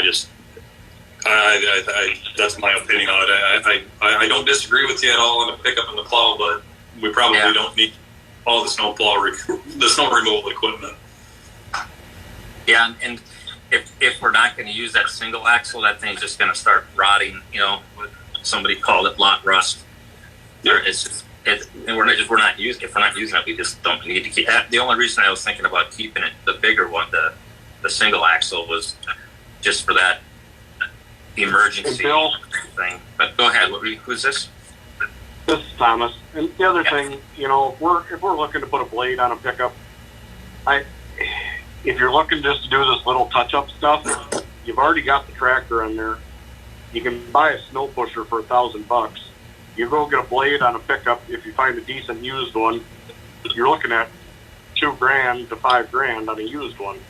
Pick up a snow pusher for a couple $1,000. It's going to do you a better job. You've already got the tractor. Plow trucks live a hard life. You're taking trannies out. You're taking transmissions out, you're taking final drives out, drive shafts. It's slamming back and forth all day, all night, 8 hours at a crack. And if you find a used one, there's a good chance you're going to be doing powertrain work to it. I'd be more apt to get a snow pusher for a tractor. You got the bucket, but it just takes so long to do it that way. The other thing is, I mean,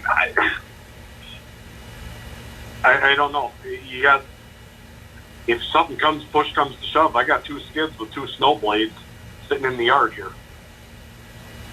Hey, this is Gene. If I could respond to this, I hate to see us have more power equipment, because any power motor is going to cost money for maintenance and so on.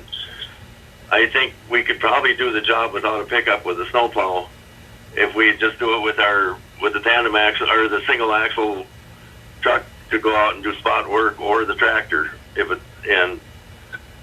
probably do away or not have another vehicle to maintain. I do think the updating of a pickup would be a good addition. I truly believe that. But putting a blade on it, finding something with a blade, I would argue that part. Well, I gotta say, I'm pretty happy. This is exactly what I was hoping to get some discussion on this. So, I mean, if we're gonna do it, then hey, pick up without a snowplow. We've already got the other equipment, so. The only thing that I do question a little bit, and not, with the tractor, I mean, don't we have a snowblower for that? Where we could do some cleanup with the snowblower? I mean, I do that down at the auction barn with their snowblower for a skid loader. So, do we have a snowblower for that skid loader or for the tractor? We do. Yes. It's never been used. Problem with the snowblower is you're going to get some drifting. I got a blower for my skid too, but you know as well as I do that if we start getting these light snows and stuff, make that start icing over, a blower's not Yep. going to do anything unless you got some decent drifts. Yep. That's the only thing. And in order to put that blower on, we got to pop the loader off. I looked into how it looks like it's kind of an intensive process, but it is, but it isn't. It takes a good amount of time, and it looks like if you're going to put it on, you're going to leave it on the way it looks. Yeah. One other question, and I have never once in my life priced them out, but if we're going to be using a tractor for doing spot cleaning, how expensive are tractor tires? I mean, how are they going to hold up to the tar or the hard pack or whatever? I mean, are we going to start burning off tractor tires? Decent job. Yeah, they'll do a decent job. The biggest wear that you're going to get out of them is roading them and running them down the road. That's where you're going to get most of your wear. That's my commercial guys, they'll get about 2 years, 3 years out of them. But they're doing parking lots commercially 8 hours a night. Yeah. That was my only concern, is that, where the township hall is on the northwest corner, and a lot of the stuff that's going to need maybe the most cleanup is down on the southeast corner, and we're going to be running that thing just to get there and back 10 miles. The other thing is, too, with the tires, we don't need to have the ag tires on them.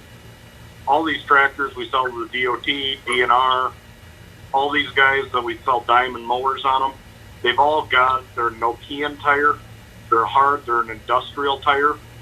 They're not the traditional tractor tires, but we're not farming either. They're harder rubber designed to be on the blacktop. We've also tried the turf tires on them. You can actually pick those up pretty cheap. You go through them, you don't get quite the traction out of them, but you can pick them up pretty cheap though.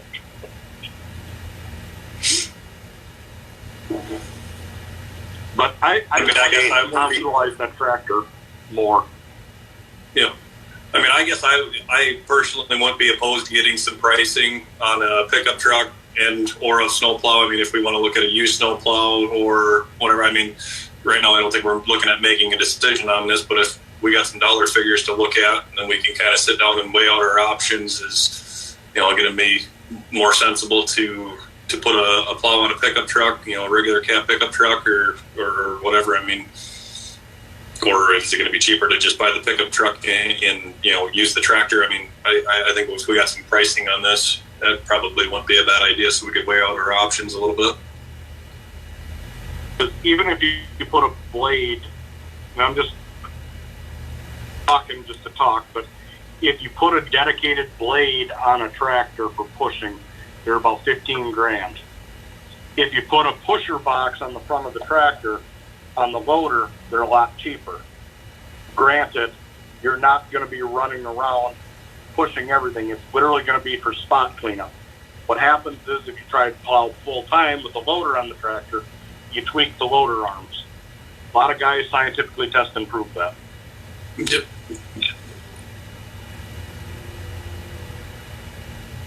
I was more talking the plow and the pickup truck, not the tractor. Maybe I said the wrong word there. Sorry. Yeah. The other thing is, if we're going to be looking at doing something with that tractor, utilizing it, I'd really like to see us get a salt spreader for the back of it, or sand spreader, if we're going to do spot cleanups and whatnot. Because you get out to the Den High Estates, it's so shaded back there that the road's just iced over, even though the sun's up. But we will have, if we can get rid of that tandem plow truck too, there's some extra money. So whatever we get for that tandem, we could put towards this pickup.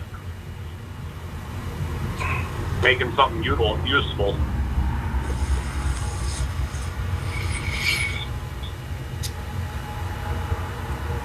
Any further discussion? Where do we want to go with this? So who's the expert on used pickup trucks in the group? That sounds like Dan Hiller. Mr. Hiller? I think you're better off just looking at the state pricing and just buy a new one. I mean, the state contract pricing is pretty dang cheap on the trucks. But, you buy a used truck, what are you getting? I mean, you don't know how the person before you maintained it, or we get somebody was out pounded on it, or, Right. Yeah. I could check with Livonia Township, but I know they bought, when I bought my pickup truck new, they bought a 2016 truck from Princeton Auto with a Boss plow on it. That was actually the truck that they used for cleaning up their lot there, and it was actually a pretty darn good deal.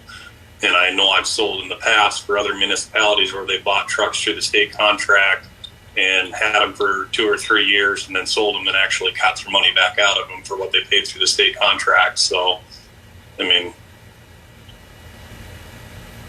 I don't know. Do you guys want to price out used ones, new ones? For a municipal point, I guess I'd be a little concerned in buying a used one just because you don't know what you're getting. Yeah, I agree with you. And it's not like this one's going to have all the bells and whistles. It's probably going to be a rubber floor and crank down windows. Yep. All we need. Well, I don't know if I go with the crank down windows. I had one of them once. I did not like it, but it's certainly out the door for you. It's certainly a heater and radio.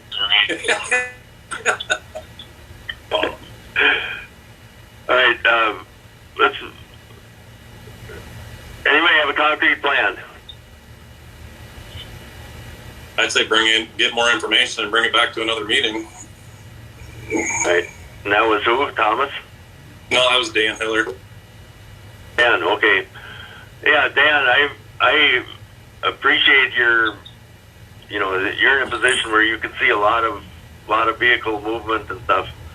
Yeah, if you could look into it and Maybe a couple of you come back next month with a better plan, and with or without the plow truck or snow plow, and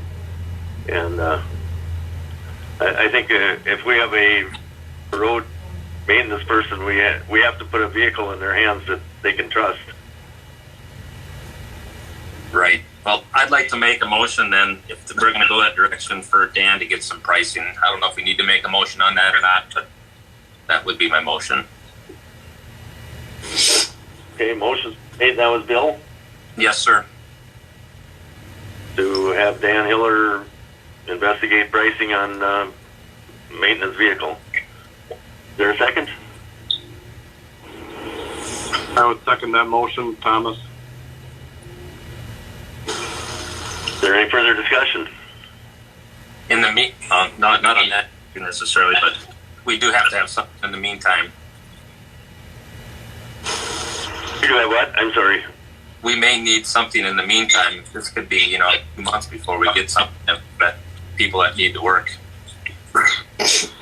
Unless we're gonna. I mean, can we put a little money into that 1990 Ford out there just to have something for them to run around if it's needed? Bill? Yes, sir. What is he looking to do in the next month? Right now, he was out brush cutting. We have tires that may need to be picked up. Signs need to be swapped out, repaired. So there's not a lot. I would just hate to have to ask him to use his personal vehicle. But if he did his personal vehicle until we came up with something, could we pay him mileage?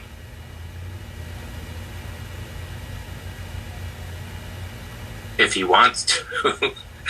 I mean, just out of curiosity, does the truck we have run?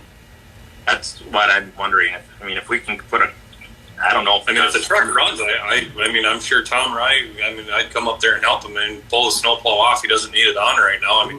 Or take a peek at it. I haven't even seen the truck, so I don't even know what it looks like. But it's something we can use for, the time being, until we figure out what we're going to do. I guess I'd rather he wasn't out using his personal vehicle, because I'm a neat freak with my vehicles. I wouldn't want to throw crappy tires in the box of my truck. So that's just mine, right, the farm truck.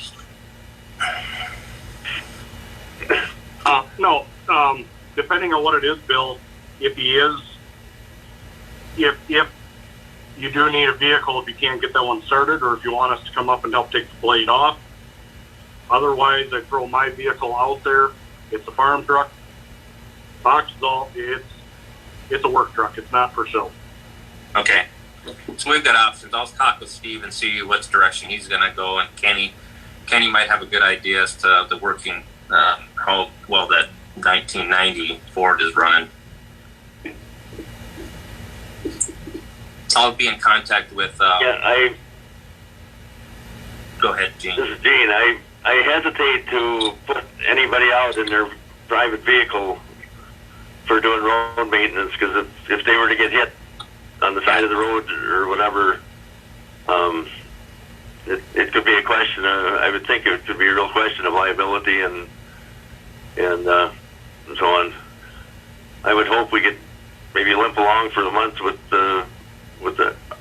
our maintenance vehicle, or if it's close by, maybe something else. Otherwise, I do have my John Deere Gator too, if you want to run around with that too. Well, same thing. We're a private vehicle. If somebody were to hit it. Don't we have a loader on the tractor with the bucket? Yes, sir. Just if he's got to go out and do brush clearing or whatever, granted, it's not ideal to be sending him out in a tractor to pick up a used set of tires, but then we're covered by insurance because it's township equipment.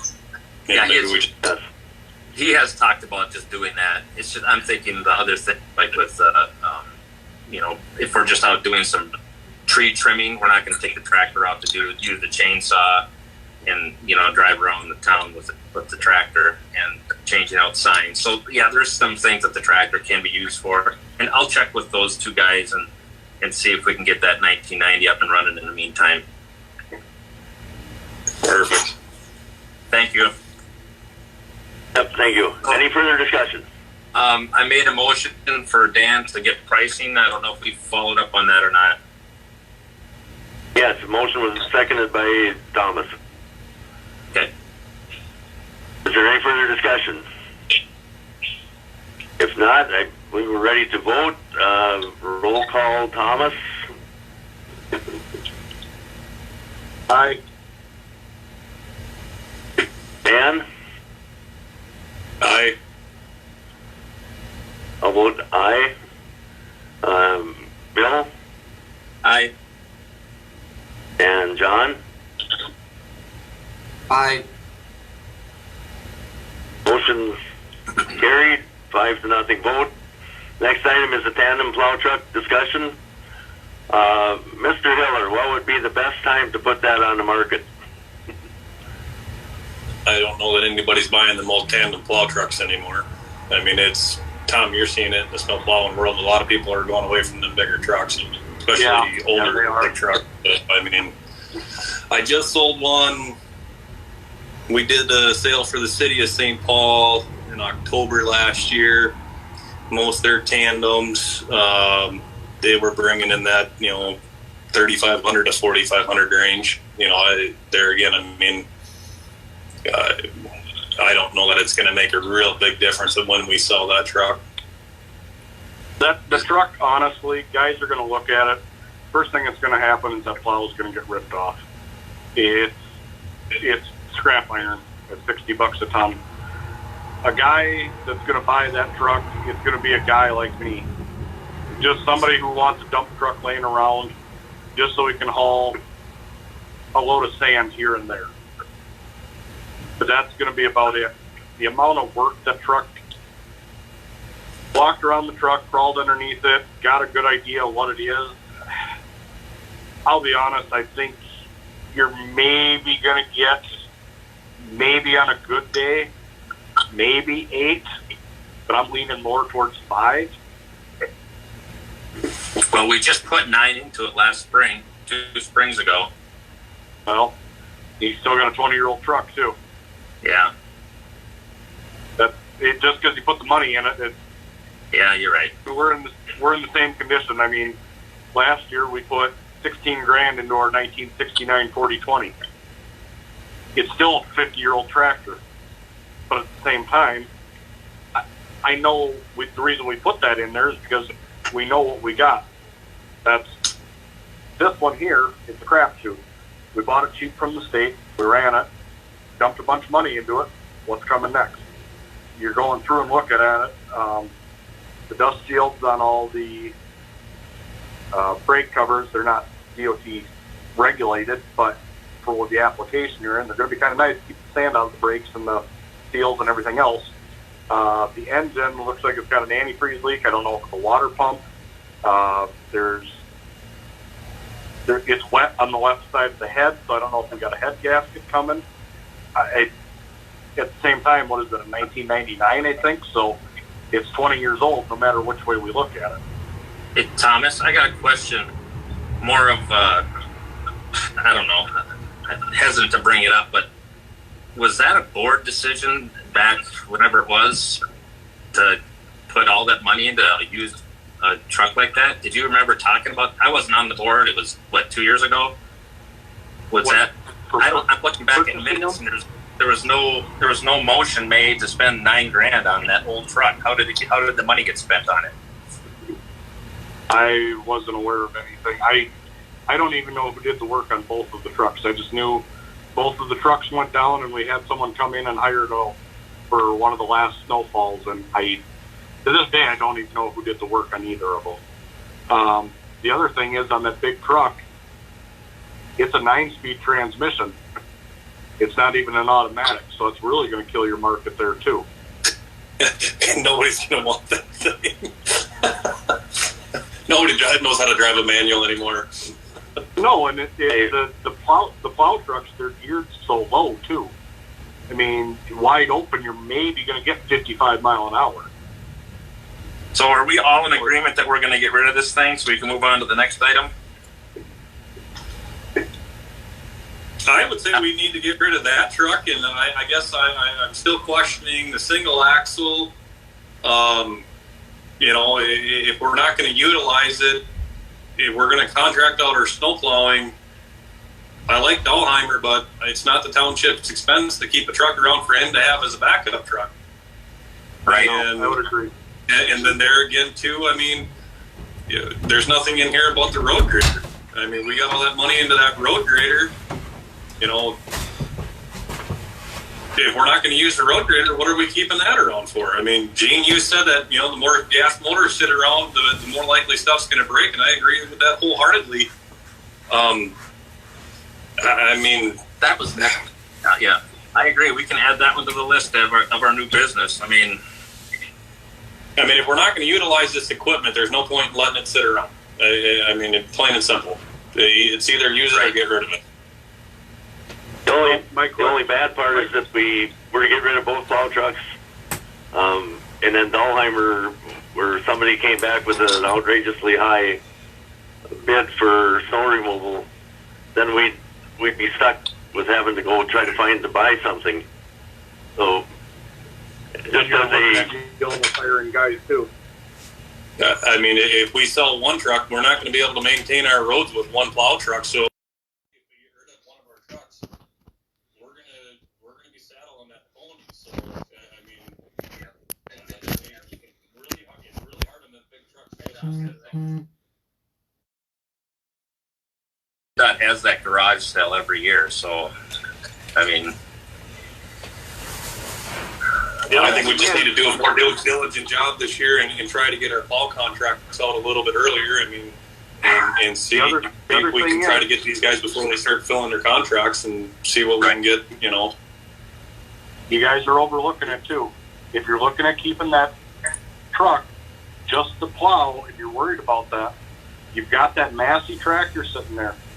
I'm not saying go out and spend a bunch of money, but for about $15,000, you can put a really nice cage blade on it, and you can open up township roads with that. There's a lot of townships use tractors with a 16-foot blade on them to open up the roads.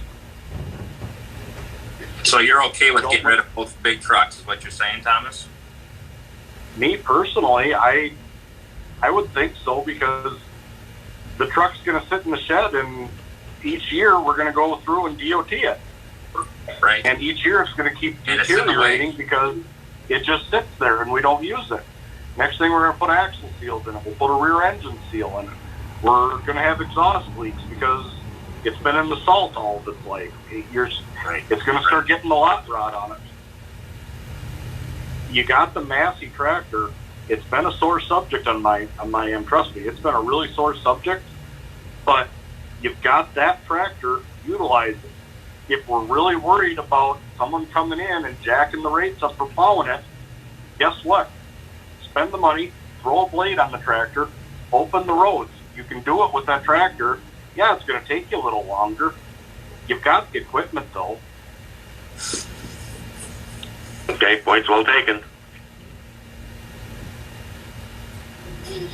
I'd move to get rid of. How do we go about marketing them? There's that Gov auction site. Dan, you probably have a good idea of where to get rid of it. I could help you guys out on that, but that'd be a different deal on that. There's, let's say, going through the auction down there. I could certainly put it on down there. Whatever Pikes or Hanson, whatever they're called now here in Princeton. There's multiple different routes that you can go to get rid of that truck. Or trucks. You can go to the Facebook Marketplace. You tell me what you want on them. I'll try and move them that way too.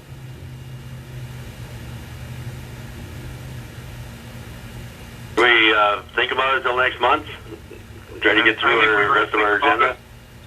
I think we do that. Think about it. Come to the table with what we've got for ideas, and vote on it that way. I'd agree with that. Okay, let's push that to next month then. New supervisor informational briefing and documentation. I know a lot of stuff that new officer training or supervisor training is kind of being put on hold because of the the coronavirus. Bill, there's a flash drive available. This was just something that I threw together over the last several months, just of things that would have helped new supervisors coming in. If no one is willing to or has the time to help new people starting, it would be a new flash drive with the current policies and the policy we just talked about, the township donation policy. That would show up in there. Any ordinance and recent resolutions, like probably within the last 4 years, just so people are at least up to date on some of those things. The comprehensive plan, which is what we're supposed to be building all of our ordinances off of. The MAT site, which is in the manual on township government. It's that purple book that we get from MAT. And any links to like LTAP and those types of things, because there's a lot of training available out there.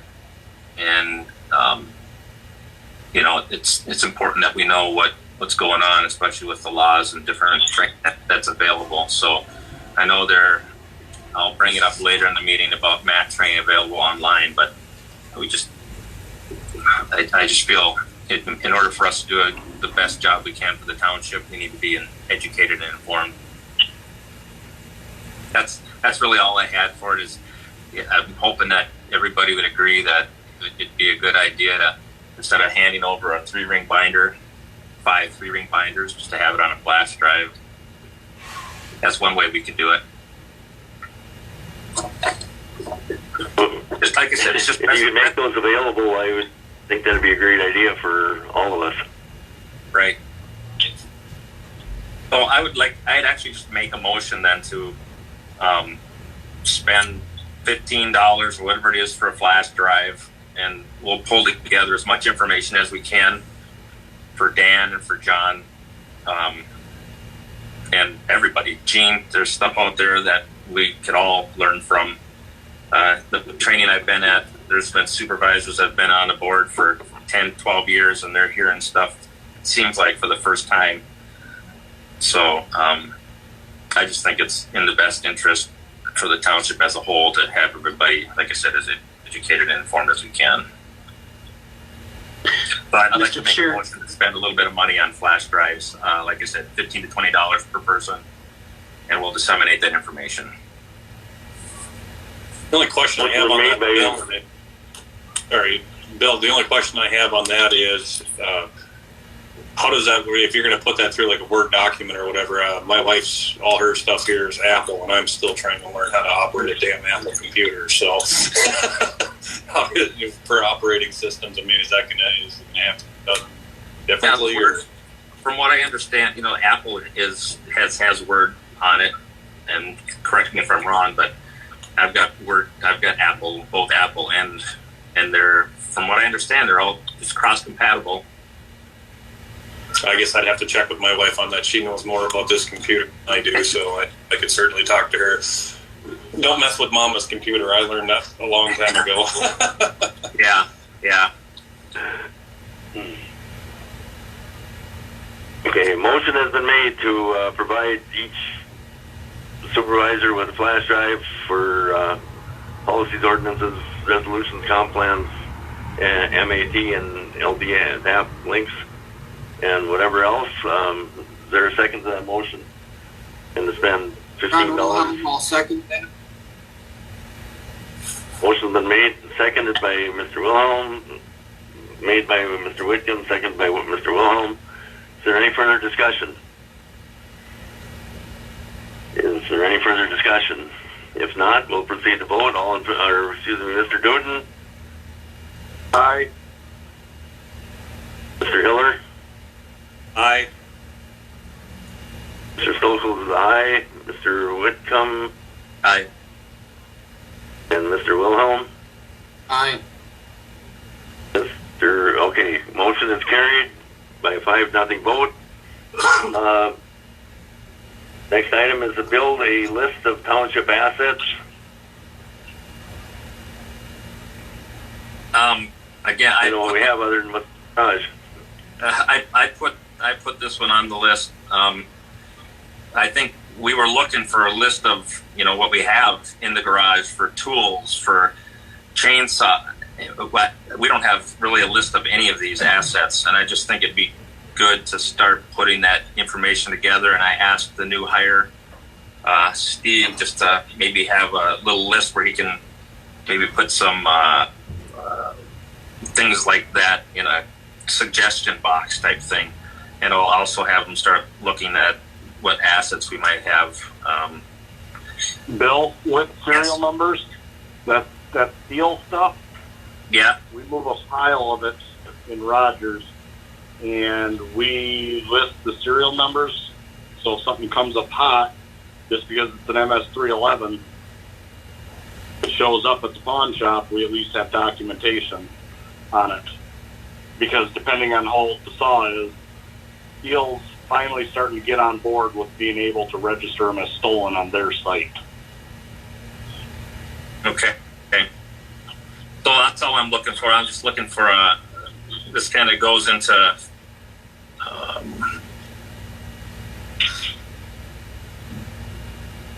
don't know if I need to make a motion to do this, but it's just something I think we need to do for best practices is keep a list of assets that we have with serial numbers. And maybe there's some. I believe if somebody were to work with Kenny and our new hire, they could probably formulate a pretty comprehensive list of our assets. And again, I'm not saying Gene, I'm not saying we don't have a list. We might have it in files, but they're in individual files. Like there might be a list with the chainsaw, and it'd just be nice to have one spot to go to have a list that keeps everything in one spot instead of everywhere in separate files. That's all I'm looking for. Sounds to me like that's a good job for Kenny and the new hire when they got a rain day or whatever to go through the shop. I agree. Yep, I agree. I don't think we need a motion on that one. Okay. Excuse me. Somebody said something. I just agreed with you, Bill Whitcomb. Oh, okay. Next item then is a personal protective gear for maintenance personnel, and especially when we have somebody going out on the roadside. I know with Elk River Utilities, every time we step out of the vehicle, we better have a reflectorized vest. If there's anything overhead, like overhead lines or anything, or if you're trimming brush, you would have hard hats. Probably provide a pair of leather gloves. Steel-toed shoes is kind of optional depending, but if they're trimming brush or something, I would think they should have steel-toed shoes and hearing and eye protection. That's fairly cheap, but I think when we're putting people out on the roadside, we should have maintenance or should have so they glow in the dark, basically. What's your thoughts on? I agree with that. I agree with that wholeheartedly. With my bunker gear on the fire department's got reflector strips on there, and that's not even good enough. I still have to wear a high vis vest when we're at accidents and whatnot. So I agree with everything on this list. We absolutely should. I do question the steel toe shoe part. I do get provided bunker boots on the fire department, but when we go to grass fires, all I'm required to wear is boots that cover my ankles. So I don't have to wear bunker pants. I agree with everything. I question the steel toe boots, but everything else, absolutely, we should have that stuff in the shop readily available for them. Yeah, I believe that would be part of our annual awareness program. I think a lot of these were on the list. I just want to make sure that we have them. Yeah, and again, Kenny, I think it's supposed to be mounting and finding as much as he can. But if the two of them go out together, they both be well equipped. So we're going to move forward with this then. What do you think about? Continue to. We do have. It's just part of the AWARE program. We do have the chainsaw, and I don't know how we're talking like We don't do a ton of that type of work, but do we want chaps or anything like that? Probably for sure the helmet with the face shield. Chaps, my chain, I'd argue the chaps and the helmet, but the earplug or the earphones and the face shield. Okay. Would you like to get me to get the government pricing and send an email to Doug with what it would be? If you could. That'd probably be a better idea than just going to a hardware store and buying them. I'll put that on my to-do list, get the government pricing, and email Doug a copy of what that would be through Steel. Okay, because I know Not I gotta... Tom, not to try to take anything away from your dealership, but we do have a local steel dealership. If we're going to price, I mean, what's your guys' thoughts and opinions if we're going to go through the state contract? So yeah, I mean, are we better off keeping business local where we can, or I mean, that's my thought. I mean, I can touch base with these guys too. That's not an issue. I could at least just give them the part numbers, and they'd have that too. So yeah, I mean, that's. On the fire department, we try to keep as much local as we can, not trying to take any business away from our dealership at all, but just that's all we try to do on the fire department. So. No, that's fine. I'll touch base with Princeton Rental here, and then just have them get it out, and we'll get it over to Doug. That's fine. Yep. You can also probably check with Marv's. You know, they have Husqvarna also. Probably not a whole lot. You're speaking of Husqvarna. What's that? Steel, I know, has a government program though, where the dealer, or they credit the dealer the difference. So that's the only reason I bring that up. I don't know what Husqvarna's got for programs like that. Okay. Well, yeah, if you look into it and present next meeting would be great.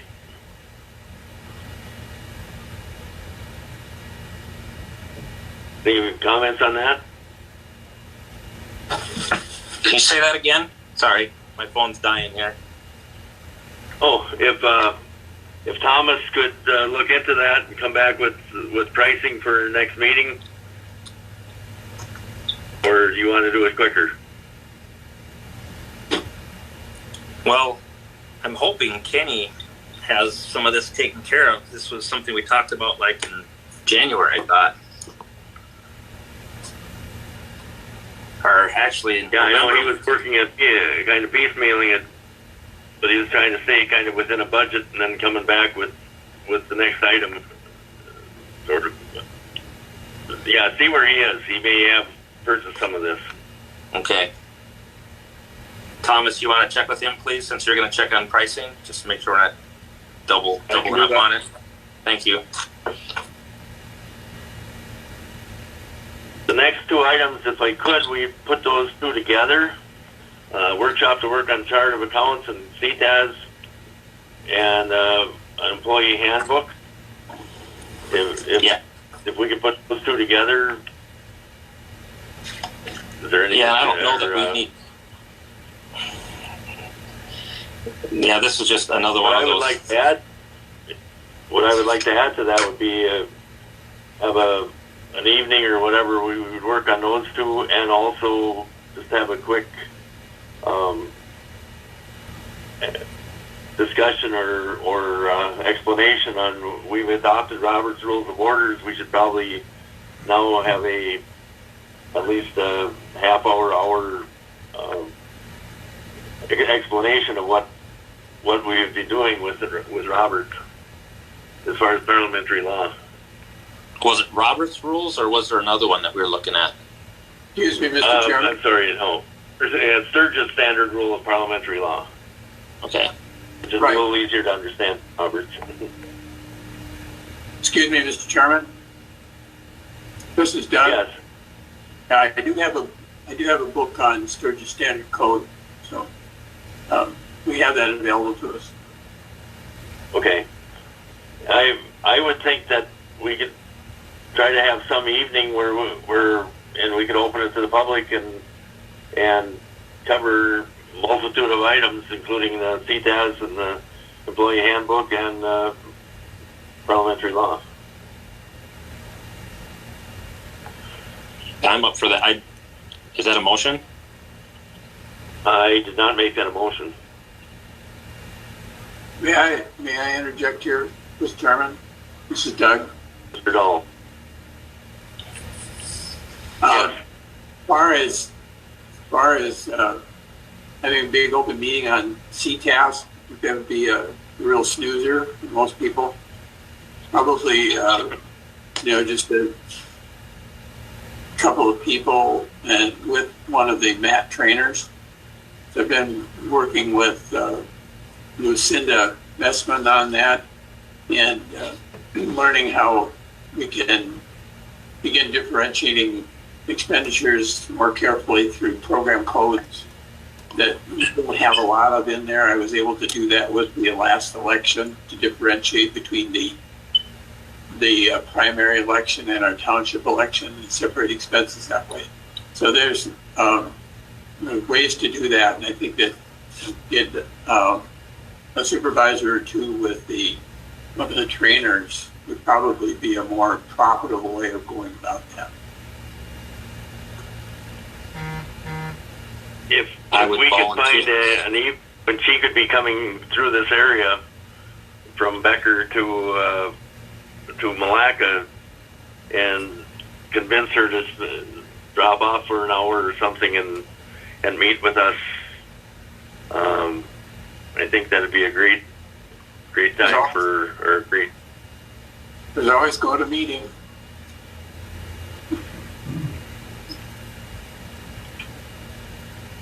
I would volunteer to be one of those people because those were some of the things that I was looking into when it comes to the roads. Instead of just having two categories, it would be nice, or whatever we had, break it up a little bit more so that it's easier to budget.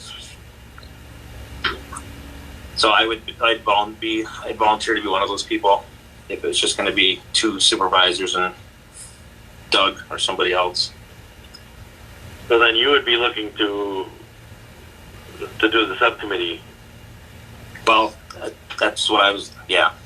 Because Doug used the words, it'd be a snoozer for everybody. Okay, then let's separate them and set up a subcommittee for the CTAS.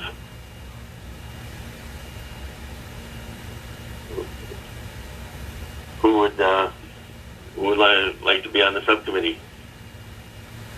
This is Doug. Mr. Whitcomb? Yes, sir. Mr. Dahl, you said? Yeah, that's clearly yes.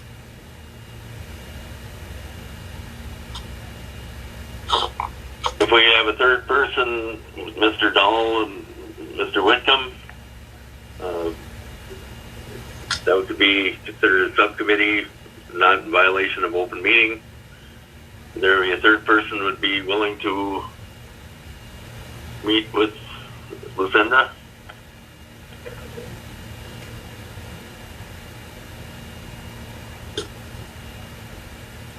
Does there need to be more than two? No, there wouldn't. Okay, then I would entertain a motion that we set up a subcommittee of Mr. Whitcomb and Mr. Dahl for Chart of Accounts and CTAS to meet with Linda either online or in person. This is Dan Hiller. I'd make that motion. Okay. Mr. Hiller makes the motion. I will second it. Is there any further discussion? Is there any further discussion? If not, we'll proceed to vote. Mr. Dude? Aye. Mr. Hiller? Aye. Mr. Stokel is aye. Mr. Whitcomb? Aye.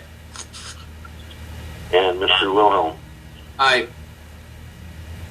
Motion's carried. We will set up a subcommittee to have Mr. Whitcomb and Mr. All learn the accounting system of CTAS better with Lucinda. Next item is set up a workshop, work on employee handbook, or set up a subcommittee. And I say we could also at the same time have a parliamentary introduction. Gene, this is Bill Whitcomb. On this one here, this was we received a handbook from Livonia Township last spring, and I love my mom. She'd spent a lot of time on this, so we got this thing. She typed up that whole thing and put it into Word. So we've got a employee handbook. I'd say probably 60% there, but we just need to add some things. This last year with hiring people and just some of the complications we had with, position descriptions, how many hours, all the different things that comes to with, hiring somebody. We didn't have that, and I just feel it's real important that we have a handbook of what not only was what expected of the employee, but also what's expected of us as a township and a government entity, on what we can do to work with our employees and keep them safe and feel that they have some employment here with the township. And I just think this is one thing that would really move the township in a direction where people feel that they have some good grounding underneath them when it comes to handbooks and those types of things that they can look back on for themselves. I would like to see a combination of that. The handbook, finish the handbook, go through the handbook, and then a basic parliamentary procedure, so we understand what we can do in a meeting without violating rules and laws. If we could set up something for some evening or some afternoon or whatever, does anybody leave it whatever the board wants? I'll go through this draft one last time, the Word document, and it's good for Apple, Dan, I hope. And I'll run through it one last time and get it off to everybody so you can look through it. Like I said, it's probably 65% there, and then we can add to it and do what we need to and those types of things. Sure, sounds good to me. Okay, maybe at the next monthly meeting we can set up an evening where we can put aside some time to go through the handbook and again I say parliamentary law.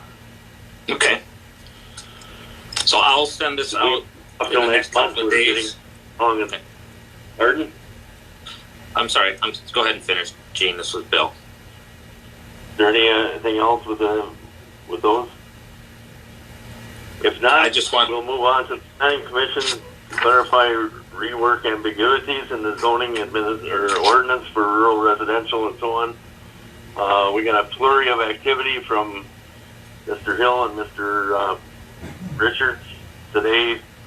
I know it's short notice, but there's a resolution approving summary language for publication of an interim ordinance authorizing a study and placing moratorium on subdivision of land and planning as a resolution, which would be 2020-7, I believe.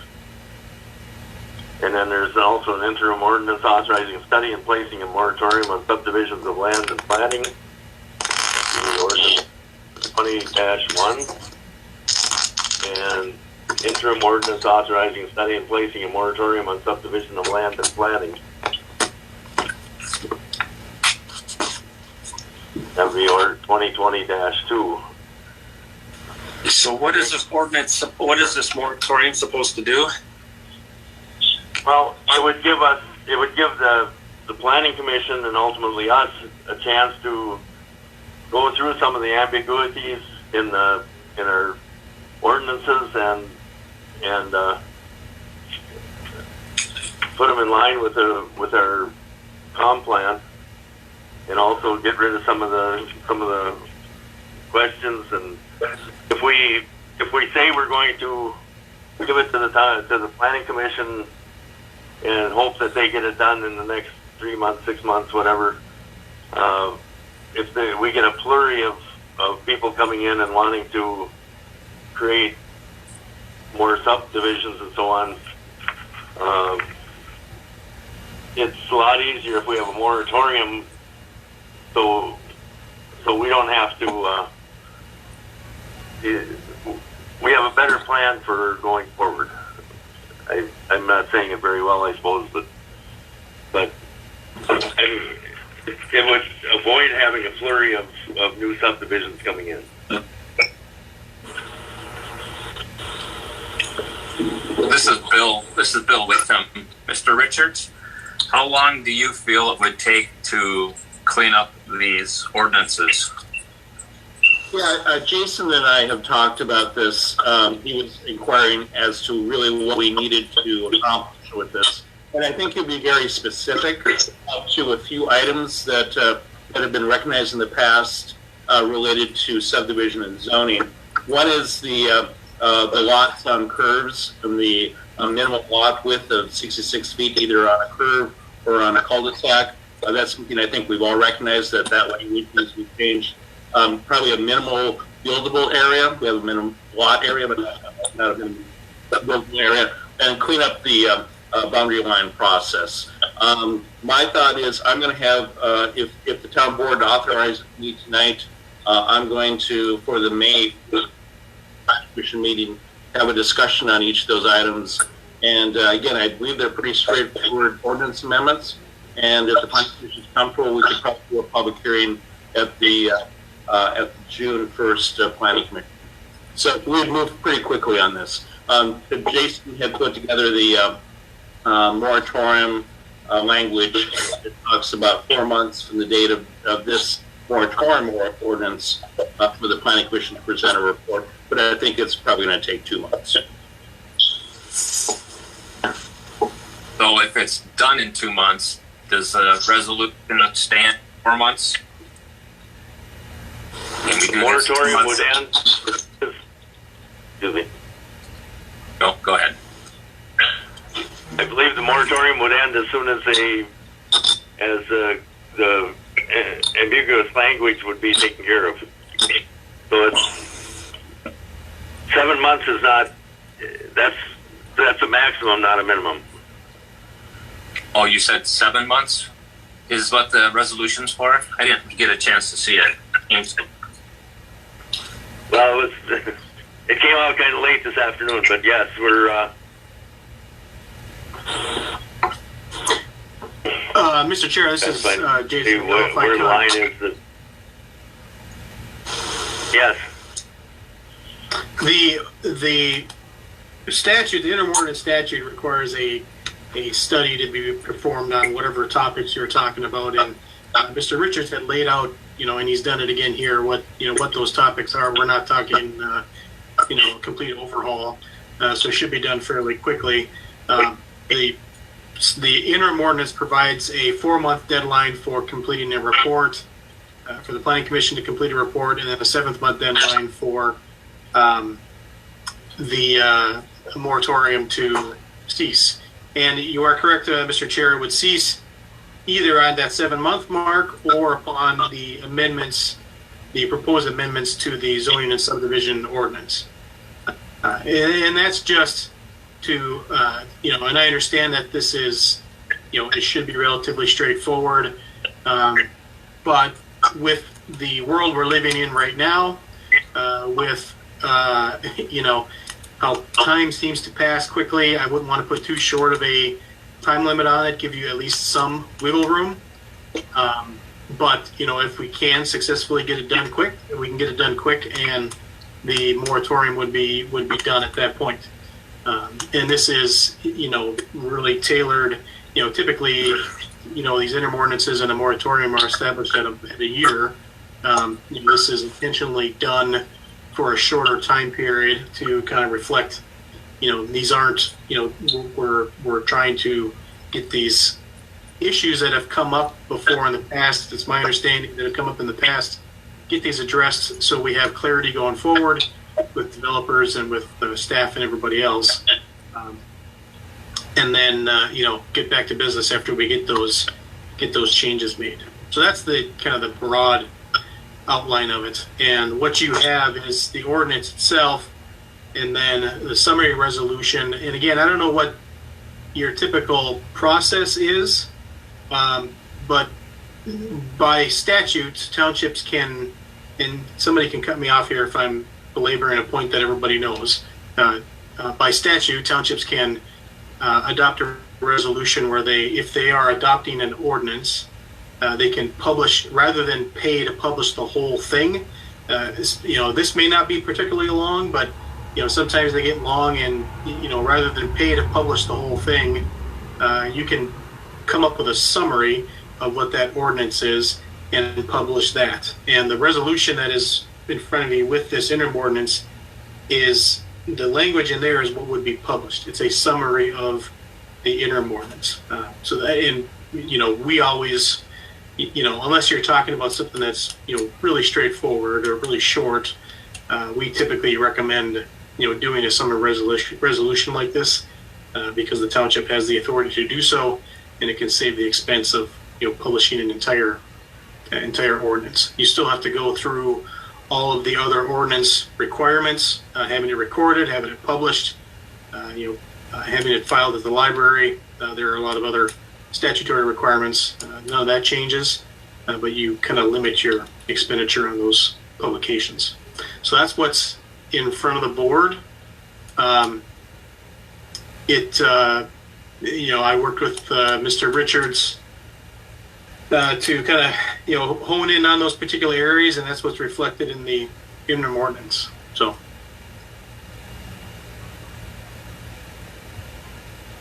Thank you, Mr. Hill. The section 7 of the second one specifically says this ordinance shall remain in effect for 7 months from the date of its adoption until it is expressly repealed by town board resolution, or until the effective date of an ordinance amending the zoning and subdivision ordinance to address subdivision and planting of land, whichever occurs first. So there is a sunset clearly defined. Mr. Hill, we would have to approve the resolution, and that would take both the ordinance or both ordinances, or we have to approve all three separately. You should have two things. You should have the interim ordinance, and then the resolution allowing you to publish a summary of that ordinance. So I think just, in all technicality, procedurally, you would adopt the ordinance first, and then adopt the resolution allowing for the summary publication. Okay, so the ordinances, the way I have them copied is they have two slightly different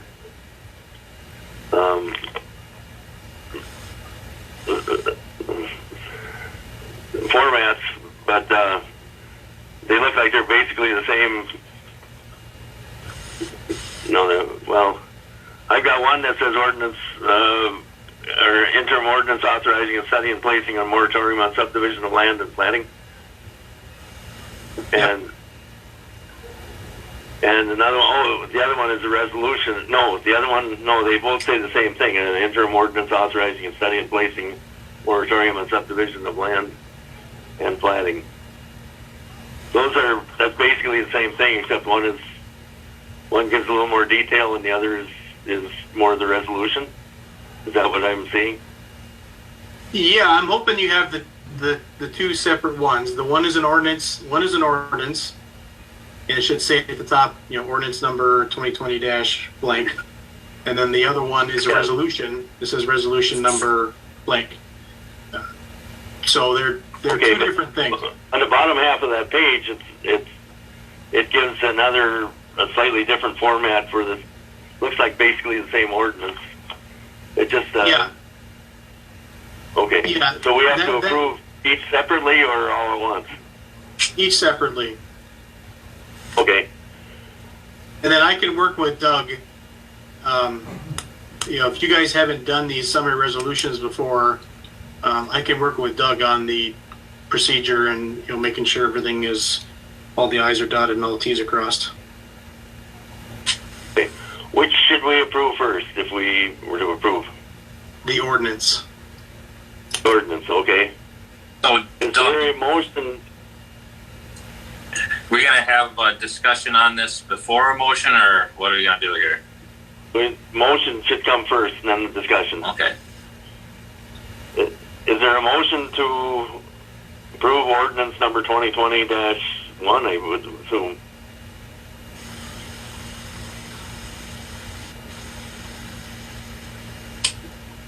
I will make that a motion. Is there a second?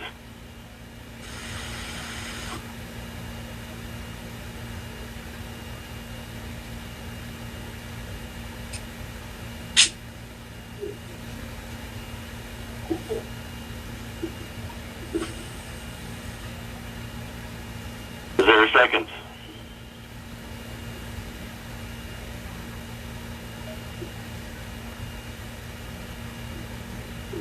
Is there a second? If there is no second, the motion fails.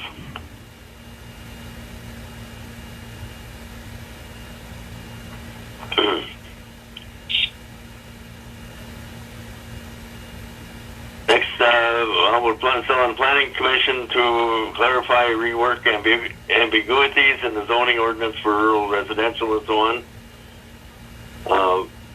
What's your pleasure?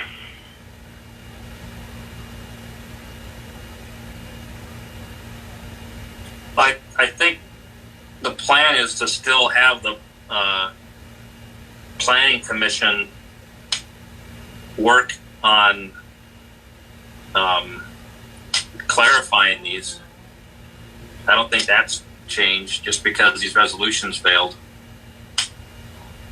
Mr. Chair, this is Scott Richards. I would prefer if the town board just gave me authorization to work with the Planning Commission to move forward with this. And again, I would still do a discussion at the upcoming May meeting and bring these matters forward anyway.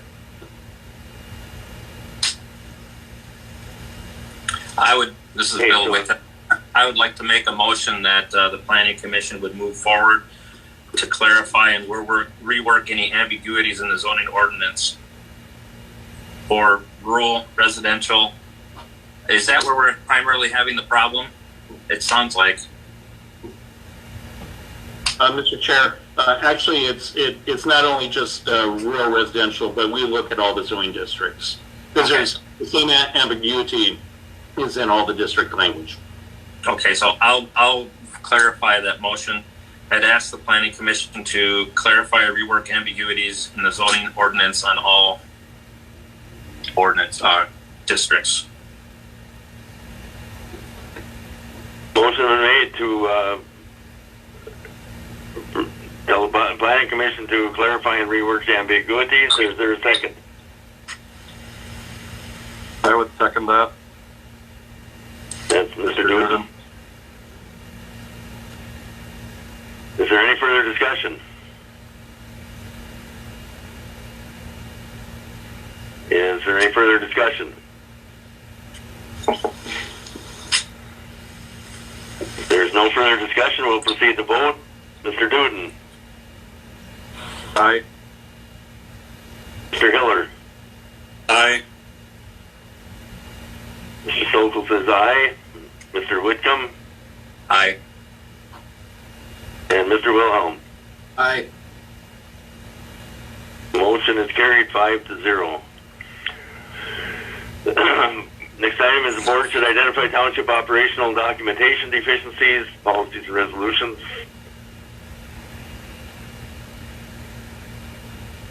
Go ahead. Gene, this is one I kind of threw in here.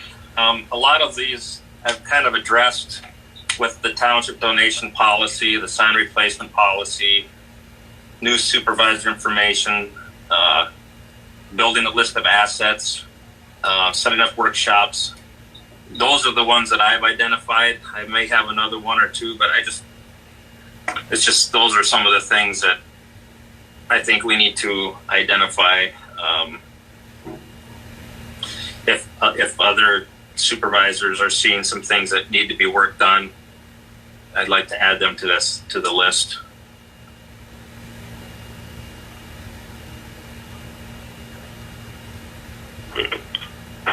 Okay.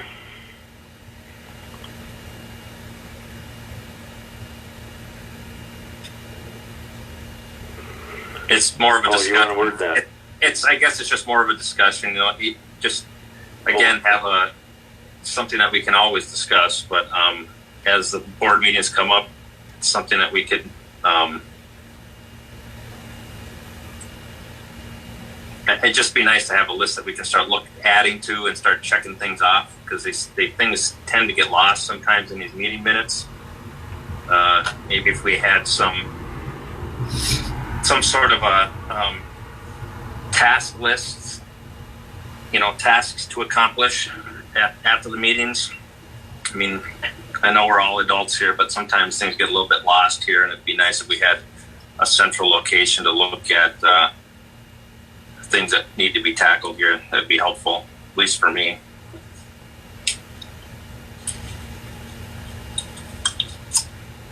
And I don't know that we need to make a motion on it. It's just a point of discussion. Perhaps some of that's going to take place with some of the employee handbook and so. flash drive and so on. I think so. And again, it's policies. When I first came on the board, it was always said that, oh, we got policies for this, we got policies for that, and I was never presented any policies in writing. I didn't know if I had to ask multiple times or what. I mean, like I said, maybe they're there, but it just wasn't readily available to a new person coming in. I'm sure Dan's got a lot of questions and John has a lot of questions, and it's just we could have turnover again next year and new people coming in. There's a lot of new people moving into the community that might want to get involved with our board, and they might hold back a little bit if this stuff is all too foreign to them. So that's just my line of thinking. That's all I had. Thank you. Well, I think we're developing a better standard operating procedure as we're going through this year.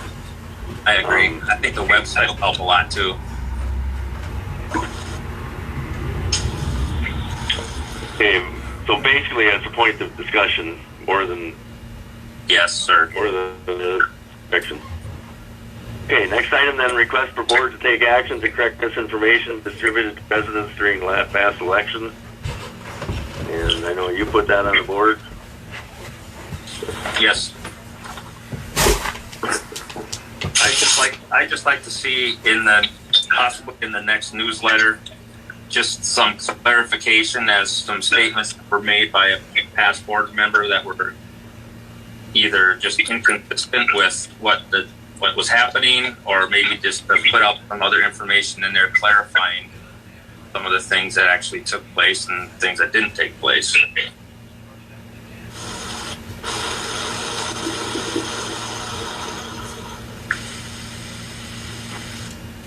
I just your discussion. Speaking, go ahead. Speaking with different people, there's several people that just like, a lot of these claims that were made can't be just left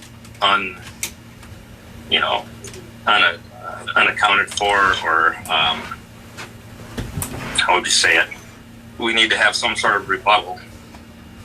Otherwise, it stands as truth, and it's not. So. And doesn't this fall under campaigning? I mean, he sent that letter out on his own free will. I did not know anything about this letter until it was already mailed out. So, I mean, is this really? No, this is nothing against you at all, Dan. It's just this is the second year that we've had a letter go out filled with inaccuracies right before the election. And it was done by a sitting board member and a chair speaking on behalf of the board without the board knowing it. So some of these things just, I don't know where it falls. This is one of the things that we'll be talking to Mr. Hill about, if it's something that we should pursue. It's that the board needs to protect itself when it comes to claims like this. I just feel that there needs to be some accountability for these types of accusations.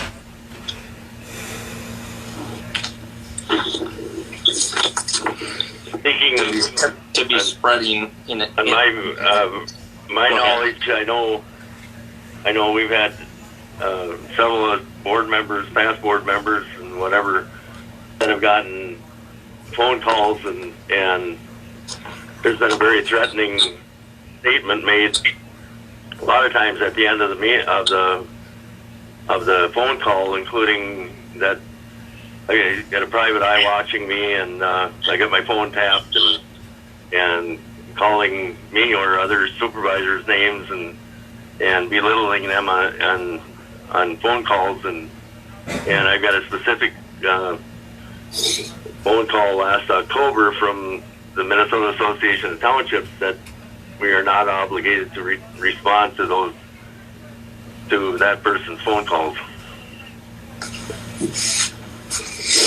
And it's something that it's gone on for several years, and it's kind of tough.